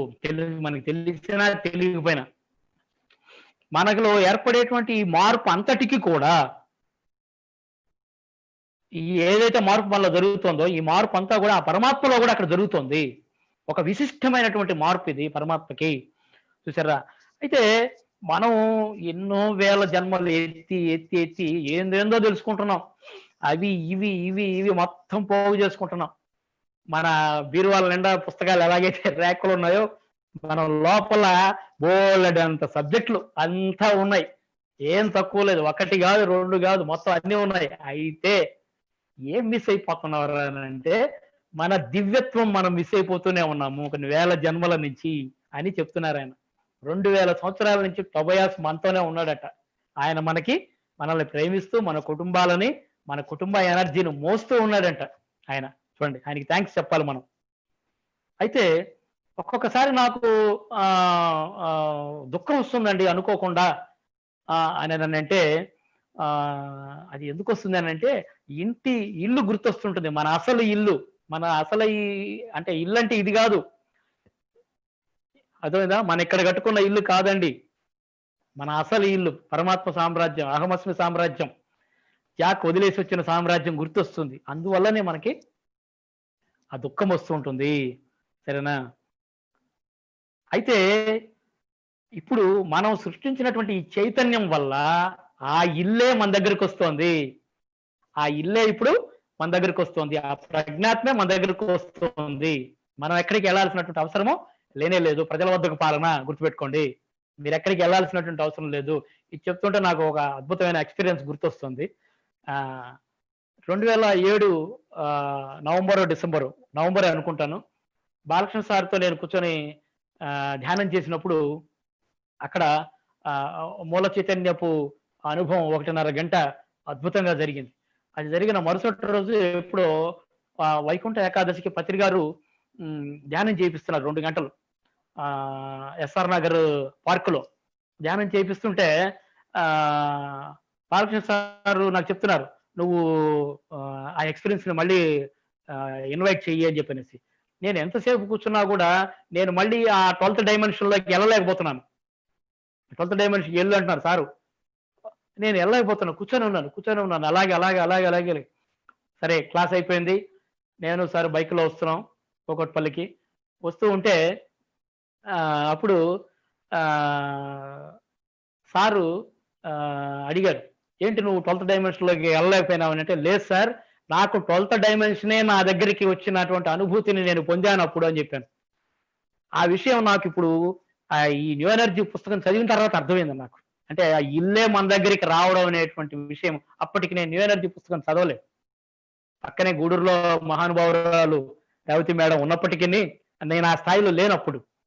కాబట్టి అంటే ఆ ఇల్లే మన దగ్గరికి రావడం అనేటువంటిది ఇప్పుడు జరుగుతోంది అందరికీ అనేటువంటిది మనకి టొబయాస్ వాళ్ళు తెలియచేస్తున్నారు. మై డియర్ ఫ్రెండ్స్, మనం ఇల్లు వదిలి వచ్చేటప్పుడు ఏం చేసామరానంటే మన వెంట ఒక చిన్న విత్తనం, అంటే దివ్యత్వపు బీజం, బీజం అంటే విత్తనం, ఆ విత్తనాన్ని చక్కగా ప్యాక్ చేసుకొని లోపల పెట్టుకొని వచ్చేసాం. ఆ దివ్య బీజంతోనే మనం ఇన్ని ఆటలు ఆడుతున్నాం భూమి మీద. ఇన్ని వేల ప్రయాణాలు, ఇన్ని వేల జన్మలు, పోరాటాలు, బాధలు, ఆరాటాలు అన్ని చేసుకుంటున్నాం అనమాట. మనం ఆ దివ్యత్వంతో చేస్తున్నాము. ఫ్రెండ్స్, ఇంకొక ముఖ్యమైన విషయం, మన యొక్క చైతన్యం అనేటువంటిది మన భౌతిక శరీరం లోపలే కాకుండా అది ఇతర స్థాయిలలో, ఇతర తలాలలో ఉన్నది. దీన్నే చివరి పాఠం ఉపనిషత్తులు చెప్పేది, సర్వం కల్విదం బ్రహ్మ. దానికి చేరాలి. మూడు పాఠాలు. ఒకటి, అయమాత్మ బ్రహ్మ, నేను ఆత్మను. అంటే ఈ కులం, ఈ మతము, ఇది అవన్నీ కాదు, నేను ఆత్మను. రెండవది, మమాత్మ సర్వభూతాత్మ, నాలాగే మిగతా వాళ్ళందరూ ఆత్మ పదార్థాలు. మూడవది, సర్వం కలివిదం బ్రహ్మ, ఉన్నదంతా దైవమే, రెండోది లేదు ఇక్కడ, రెండో వస్తువు లేదు. అదే ఏకత్వం అంటే, అదే అద్వైతం అంటే. చూసారా, నేను ఆత్మనని తెలుసుకున్నాడు ఆత్మజ్ఞాని, పక్క వాళ్ళు కూడా ఆత్మలేని తెలుసుకున్నాడు బ్రహ్మజ్ఞాని, ఉన్నదంతా దైవమే అని తెలుసుకున్నాడు దివ్యజ్ఞాని. చూసారా ఫ్రెండ్స్? సో కాబట్టి ఇక్కడ దీన్ని అర్థం చేసుకునే దానికి ఆయన ఒక ఎగ్జాంపుల్ చెప్తుంది మేడం.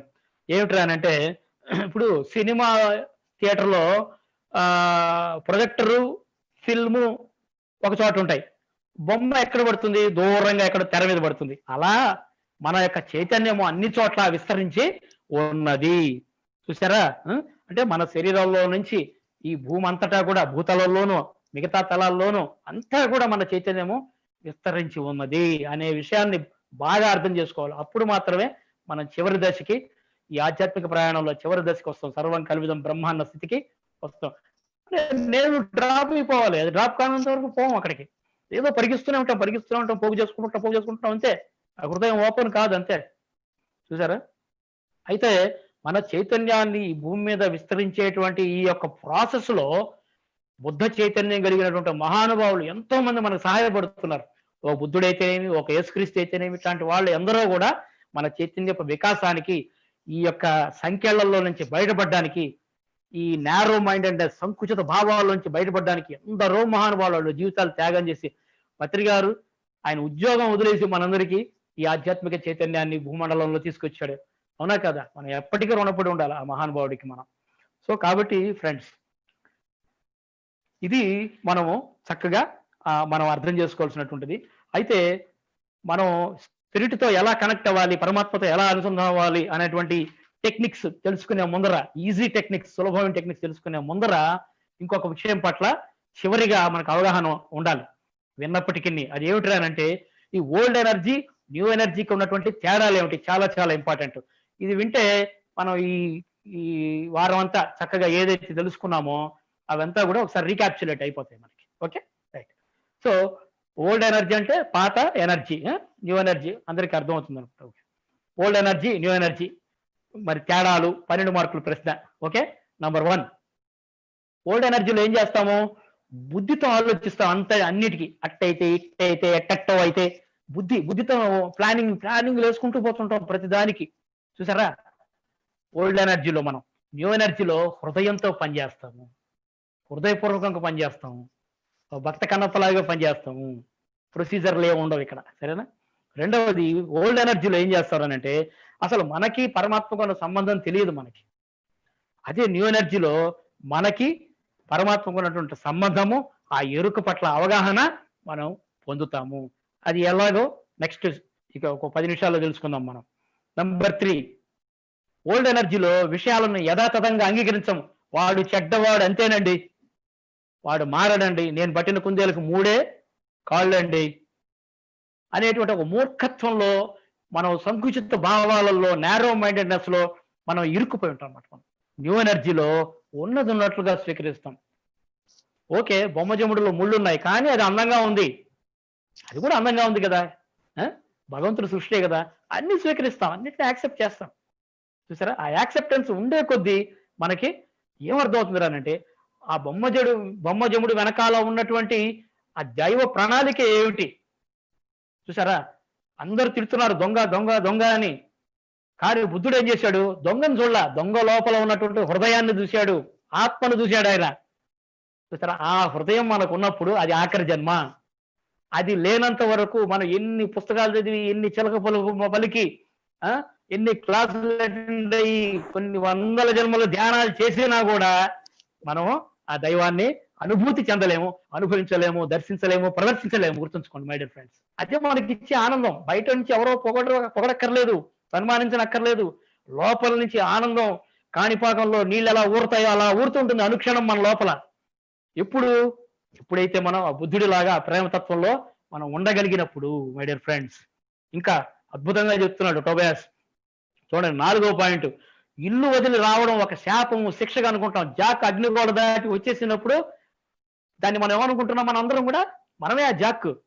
అది ఒక శిక్ష, శాపము అని భావించడం వల్లనే రోగాలు, కష్టాలు, బాధలు, భయాలు ఇవన్నీ అనమాట. కానీ న్యూ ఎనర్జీలో మన మానవతత్వాన్ని మనం అంగీకరిస్తున్నాం. ఎప్పుడైతే యాక్సెప్టెన్స్ ఉందో, అంగీకరించే తత్వం ఉందో, నీ లోపలికి దైవత్వం వచ్చేస్తుంటుంది. ఇంకా జీవితంలోకి ఆనందం గోదావరిలాగా ప్రవహిస్తూ ఉంటుంది. 5వ పాయింట్. ఓల్డ్ ఎనర్జీలో వర్తమానంలో జీవించడం చాలా కష్టం. ఎంతసేపు గతం. ఆ రోజుల్లో 1970 వెళ్ళిపోయేది అంతే. ఇప్పుడు సినిమాలు కూడా 1980 సినిమాలు చేస్తున్నారు, సరేనా? లేదా భవిష్యత్తులోకి వెళ్ళిపోవడం, ఆదిత్య 369 లాగా అనమాట. కానీ న్యూ ఎనర్జీలో ఏం జరుగుతుంది అంటే వర్తమానంలో ఉంటాము. No past, no future.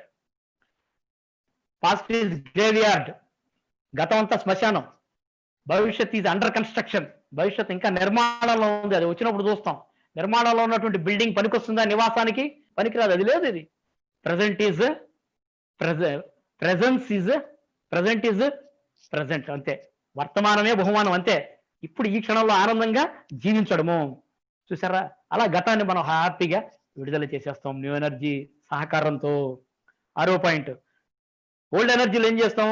ఇక్కడ సృష్టించేటప్పుడు ఫలితాలు ఎలా ఉంటాయో, అవుతుందో అవుదో, నేను నా ఆత్మచైతన్యం నుంచి అనంతమైన శక్తి విడుదలై హాస్టల్ మాస్టర్స్ వాళ్ళు వీళ్ళు మొత్తం అందరూ కలిసి ఈ అప్పులన్నీ తీర్చేస్తారు అని అనుకొని మళ్ళీ బయటకు రాగానే ఏమోనమ్మా, ఏదో వాళ్ళు చెప్పారు, చేస్తున్నాను, నేను నమ్మి చేస్తున్నాను, దీప్తి మేడం చెప్పింది నమ్మి చేస్తున్నాను, కొత్త నాకు, ఆమె చెప్పింది నేను చేస్తున్నానమ్మా, చూద్దాం 40 రోజుల తర్వాత అడుగుతాలే, జరగకపోతే ఆమెను అడుగుతాలే నేను అనేసి ఇట్లాంటి రకరకాల డౌట్లు వస్తాయి అందరికి. చూసారా, ఎందుకని? మనలో ఆ ద్వంద్వత్వం వల్ల వస్తాయి. అదే న్యూ ఎనర్జీలో ఏం జరుగుతుంది? చాలా హుందాగా ఉంటాం, థాట్ రిలీజ్ చేసి వదిలేస్తాం, అంతే.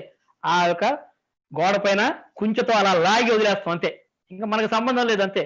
హోటల్లో ఎలాగైతే సర్వర్కి మనం ఆర్డర్ ఇచ్చేసామో అక్కడ ఏమైనా ఆలోచిస్తామా? మనం ఎదురుగుండా కూర్చొని నేను శ్రీధర్ మాట్లాడుకుంటుంటాం, అంతే.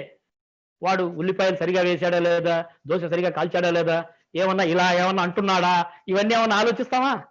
ఎంత నమ్మకం.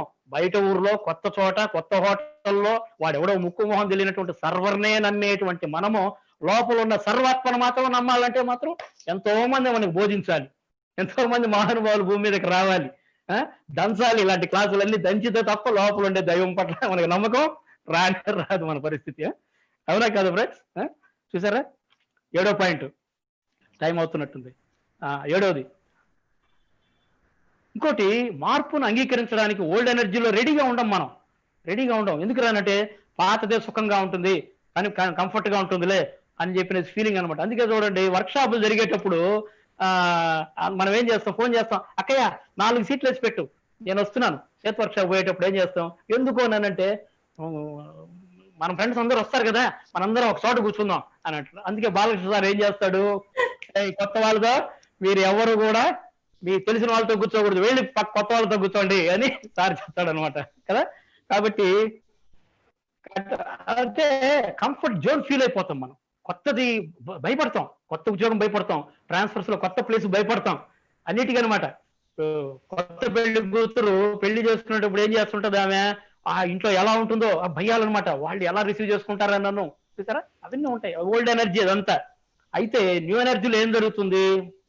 మార్పు సహజము, మార్పు అనేది సహజము. అసలు మార్పు అంటే ఏమిటి అంటే నా లోపల ఉన్న సృజనాత్మకత బయటకు రావడము, క్రియేటివ్నెస్ బయటకు రావడము అనేటువంటి ధోరణిలో మన జీవితాన్ని ప్రతి క్షణము, ప్రతి దశలో, ప్రతి వ్యక్తిని మనం అంగీకరిస్తూ, ఆస్వాదిస్తూ, ఆహ్వానిస్తూ, వాళ్ళతో ఆనందంగా జీవిస్తూ మనం ముందుకే వెళ్ళిపోతాం. అప్పుడు జీవితం అద్భుతంగా ఉంటుంది. ప్రతిరోజు మనకి పండగ రోజు అనిపిస్తుంటుంది అనమాట. 8వ పాయింట్, ఇక్కడ ఓల్డ్ ఎనర్జీలో ఏముంటుంది? చీకటి, వెలుగు, అదే కాకుండా మూడోది కూడా ఉంటుంది, గ్రే కదా, చెప్పుకుంటారు మీకు అది, సరేనా? వైట్, బ్లాక్, గ్రే 3 చెప్పుకుంటారు. ఇక్కడ 3 ఉంటాయి. అయితే న్యూ ఎనర్జీలో ఏంటంటే ఒక దివ్యమైన బ్యాలెన్స్ ఉంటుంది. ఒక దివ్యమైన బ్యాలెన్స్ ఉంటుంది. ఆ బ్యాలెన్స్ మనం ఏమన్నాం అక్కడ? 4వ పాలరాయి ఎనర్జీ అని చెప్పుకున్నాం. అందులో ఏముంటుంది అంటే స్థిరత్వము, సురక్షితం ఉంటుంది, అంటే రక్షణ ఉంటుంది. చూసారా? అలాగే 9వది ఓల్డ్ ఎనర్జీలో ఏం జరుగుతుంది అంటే ఒక్కొక్క దాన్ని మాత్రం స్పష్టంగా చూస్తాం. చాలా మంది అడుగుతుంటారు, సార్ ఒకేసారి 4-5 సంకల్పాలు పెట్టుకోవచ్చా, లేదా ఒకదాని తర్వాత ఒకటి పెట్టుకోమంటారా, ఉదయం ఒకటి, మధ్యాహ్నం ఒకటి, సాయంత్రం ఒకటి ఏమైనా పెట్టుకోమంటారా అని అడుగుతుంటారు. ఎలాంటి డౌట్స్ ప్రారంభ దశలో నాకు కూడా వచ్చాయి. అది ఓల్డ్ ఎనర్జీ. కానీ న్యూ ఎనర్జీలో మీరు అన్నింటినీ మొత్తం లిస్ట్ రాసుకోండి, అన్ని రాసేసుకొని ఒక్కసారి గోడ మీద పెయింట్ బ్రష్ అట్లా లాగేయండి, అంతే, అయిపోయింది, సింపుల్, అంతే. అర్థమవుతుందా? అలా కాబట్టి అంటే ఒకేసారి పెద్ద లెవెల్లో మనం దాన్ని క్రియేట్ చేసేస్తాము, సింపుల్ గా క్రియేట్ చేసేస్తాము. ఏం కష్టపడాల్సినటువంటి అవసరమో లేనే లేదు. 10వ పాయింట్ చాలా ఇంపార్టెంట్ పాయింట్ ఇది. ఓల్డ్ ఎనర్జీలో ఏం చేస్తారంటే ఏదైనా సృష్టించాలి అంటే బయట వెతుకుతుంటాం మనం. ఎంతసేపు బయట వెతుకుతాం, బయట నుంచి ఏమన్నా వస్తాయి ఇది చూస్తుంటాం. కానీ న్యూ ఎనర్జీలో ఏం చేస్తానంటే మనం కోరుకున్నది మన లోపలే ఉన్నది, మన దగ్గరే ఉన్నది, సరేనా? ఎప్పుడు ఏది అవసరమో అది సరైన విధంగా నాకు సమకూరుతుంది. ఇంకా అది ఏర్పడిన తర్వాత దాంతో కలిసి మనం ఎంజాయ్ చేయడం పని అనేటువంటి స్థితిలో మనం ఉంటాం. వస్తుంది, ఇల్లు అడిగాను, డూప్లెక్స్ హౌస్ అడిగాను, వస్తుంది హ్యాపీ. కార్ అడిగాను, వస్తుంది, అది హ్యాపీ వస్తుంది. దాని గురించి చర్చలు చేయాల్సిన అవసరం లేదు, అది వస్తుంది. చూసారా? అది ఉంది ఆల్రెడీ, వస్తుంది కూడా కాదు, ఉంది. చూసారా? ఉంది. 11వది ఓల్డ్ ఎనర్జీలో సంకల్ప స్వేచ్ఛ ఉండడం వల్ల ఏం జరుగుతుందంటే లిమిటేషన్స్ లో ఉంటాం. ఇందాక చెప్పాం కదా, నువ్వు నీ ఆత్మకు అనంతమైన శక్తి ఉంది, నువ్వు 10 కోట్లైనా అడగచ్చు నువ్వు అనేసరికి ముందు 10,000 అడిగి చూస్తాం. అమ్మ వాళ్ళు అలాగే చెప్తారు, మైకులు ఎర్రగొడతారమ్మా మీటింగుల్లో. మనం ముందు 10,000 అడిగి చూద్దాం. 10,000 వచ్చింది అనుకోండి, అర్థమవుతుందా? ఆ తర్వాత మనం 10 లక్షలు పోతాం, పద్ధతిగా ఉంటుంది అని చెప్పనేసి మనం పరిమితత్వంలో ఉంటాం, లిమిటేషన్స్ లో ఉంటాము. అదే దివ్య సంకల్పంలో అపరిమితంగా ఉంటాము. పత్రికారు జేబుల్లో రూపాయి ఉందా? ఈరోజు మరి శాటిలైట్ ఛానల్ దాకా మనం తీసుకొచ్చాడంటే సారు ఎంత అద్భుతమైన విషయం చూడండి. అంటే దివ్య సంకల్పాలుగా ఉంటాయి. చివరి పాయింట్ 12వది, అక్కడ ఏం చేస్తాం? ఓల్డ్ ఎనర్జీలో దేవుళ్లకు, ఏంజల్స్ కి, మాస్టర్లకి థ్యాంక్స్ చెప్తుంటాం. కానీ ఇక్కడ మనకు మనమే థ్యాంక్స్ చెప్పుకుంటాం. ఎందుకు రానంటే ఫలితాలు ఎక్కడి నుంచి వస్తున్నాయి? మన లోపల నుంచే వస్తున్నాయి అనేటువంటిది మనం ఇక్కడ గ్రహిస్తాము. చూసారా ఓల్డ్ ఎనర్జీకి న్యూ ఎనర్జీకి ఉన్నటువంటి తేడాలు. ఇక చివరి టాపిక్ ఒక 10 నిమిషాలు. మేడం టైం ఉందా madam? yes sir. Okay, thank you madam. 1:30 అవుతుంది, బట్ 10 minutes మెడిటేషన్ చేసుకుందాం. అంటే లాస్ట్ ఒక టాపిక్ మేడం, చిన్నది, మాక్సిమం 5 minutes క్లోజ్ చేస్తాం. వెరీ వెరీ ఇంపార్టెంట్, ఇదే కోర్ ఇది. ఓకే మేడం, అయిపోయింది. సో అసలు మనం ఇప్పుడు స్పిరిట్ తో ఎలా మనం అనుసంధానం అవ్వాలి, ఆ పరమాత్మతో మనం ఎలా అనుసంధానం అవ్వాలి అనేటువంటిది తెలుసుకుందాం. 5 minutes తెలుసుకుందాం. ఏం లేదు, చాలా సులభం. స్పిరిట్ తో ఎలా అనుసంధానం అవ్వాలి అని అంటే శ్వాసించడం ద్వారా, జస్ట్ శ్వాస ద్వారా. ఎలా? Practical technique. నీ ఇలా అనుకోవాలి, చక్కగా కళ్ళు మూసుకొని స్పిరిట్ తో, మీరు అనుకోవచ్చు, ఇప్పుడు మీరు కూడా కళ్ళు మూసుకోండి. స్పిరిట్ తో నూతన సంబంధాన్ని శ్వాసిస్తున్నాను అనుకుంటూ శ్వాసించండి, అంతే, అయిపోయా. సింపుల్. స్పిరిట్ తో నూతన సంబంధాన్ని నేను శ్వాసిస్తున్నాను అనుకుంటూ శ్వాసించాలి. అట్లాగే అపరిమితమైన ఫైనాన్షియల్ ప్రాబ్లమ్స్ ఉన్నాయనుకోండి ఎవరికైనా, అపరిమితమైనటువంటి ధన సంపదలను శ్వాసిస్తున్నాను అంటే ఆ శ్వాసని గమనిస్తూ ఈ మాట అనుకుంటే చాలు, అంతే, ఇంకేం చేయక్కర్లేదు. సరే, ఇంకో ముఖ్యమైన విషయం, ధన సంపదలు బయట నుంచి రావటం లేదు, మన లోపల నుంచే వస్తున్నాయన్నటువంటిది మనం అర్థం చేసుకోవాలి. నేను హెల్త్ ప్రాబ్లం ఉందనుకోండి, నేను శరీర ధర్మాలను బ్యాలెన్స్ చేస్తున్నాను, నా యొక్క ఆరోగ్యాన్ని నేను శ్వాసిస్తున్నాను అని అనుకుంటూ చేయాలి. సరైన సంబంధాలు లేవనుకోండి, ఏం చేయాలి? నేను హ్యాపీ సొల్యూషన్స్ ని, దివ్య సంబంధాలను నేను శ్వాసిస్తున్నాను అనుకున్నప్పుడు మీ లోపల ఉన్నటువంటి దివ్యత్వము వాళ్ళకి వెళ్ళి వాళ్ళ యొక్క దివ్యత్వంతో కనెక్ట్ అయ్యి అద్భుతమైన అనుబంధాలు అక్కడ ఏర్పడము జరుగుతూ ఉంటుంది. చూసారా? అంటే ఈ శ్వాస ద్వారా మన లోపల ఉన్నటువంటి దివ్యత్వం ఏమవుతుంది అని అంటే ప్రజ్వలితుంది, అది దేదీప్యమానం అవుతుంది, ప్రకాశవంతం అవుతుంది. ఒక చెకుముకి రాయితో కొడితే ఎలా అయితే ఆ యొక్క వెలుతురు వస్తుందో అలా ఆ దివ్యత్వం నిద్రాణంగా నిద్ర స్థితిలో ఉన్నటువంటి ఆ దైవత్వం బయటికి అది పెళ్ళుబుగుతుంది అనేటువంటిది చెప్తున్నారు అనమాట. చివరిగా ఎప్పుడైతే మనం ఆ దివ్యత్వాన్ని మనం తట్టి లేపుతామో, దివ్యత్వం అంటే ఏం లేదు, మీ ప్రజ్ఞాత్మే దివ్యత్వము, అర్థమైందా? ఆ దివ్యత్వాన్ని మనం ఎప్పుడైతే మనం ఆహ్వానిస్తామో, దానిని మనం ప్రేరణ కల్పించుకుంటామో ఈ శ్వాస ద్వారా, అప్పుడు ఏం జరుగుతుంది అని అంటే చాలా ఇంపార్టెంట్ పాయింట్, మీ లోపల ఉన్నటువంటి వేరు భావన పోయి నేను వేరే, నాకెవరు లేరు, ఇలాంటి భావనలు పోయి ఐక్యత వస్తుంది. ఓ, ఈ భూమండలంలో ఉన్న వాళ్ళంతా నేనే, సరేనా, అంతా నేనే అనేటువంటి విషయం అర్థమవుతుంది. అలాగే ఒంటరితనం పోయి ప్రేమ, నిండుదనం ఇవన్నీ ఏర్పడతాయి. ఎప్పుడైతే నేను నా దివ్యత్వాన్ని శ్వాసిస్తున్నాను, ఆ పరమాత్మను శ్వాసిస్తున్నాను అని చెప్పి అనుకుంటామో, అప్పుడు జీవితంలో కావలసినటువంటి ధన సమృద్ధి, భౌతిక జీవితంలో అద్భుతమైనటువంటి సంబంధాలు, సంపూర్ణమైనటువంటి ఆరోగ్యము, అనుబంధాలు, ఆ ప్రేమతత్వము, చూసారా, ఇవన్నీ కూడా సమృద్ధిగా అందరికీ అద్భుతంగా ఏర్పడతాయి మై డియర్ ఫ్రెండ్స్. సో కాబట్టి మన దివ్యత్వాన్ని మనం ఆహ్వానిద్దాం, దివ్యత్వాన్ని శ్వాసిద్దాం.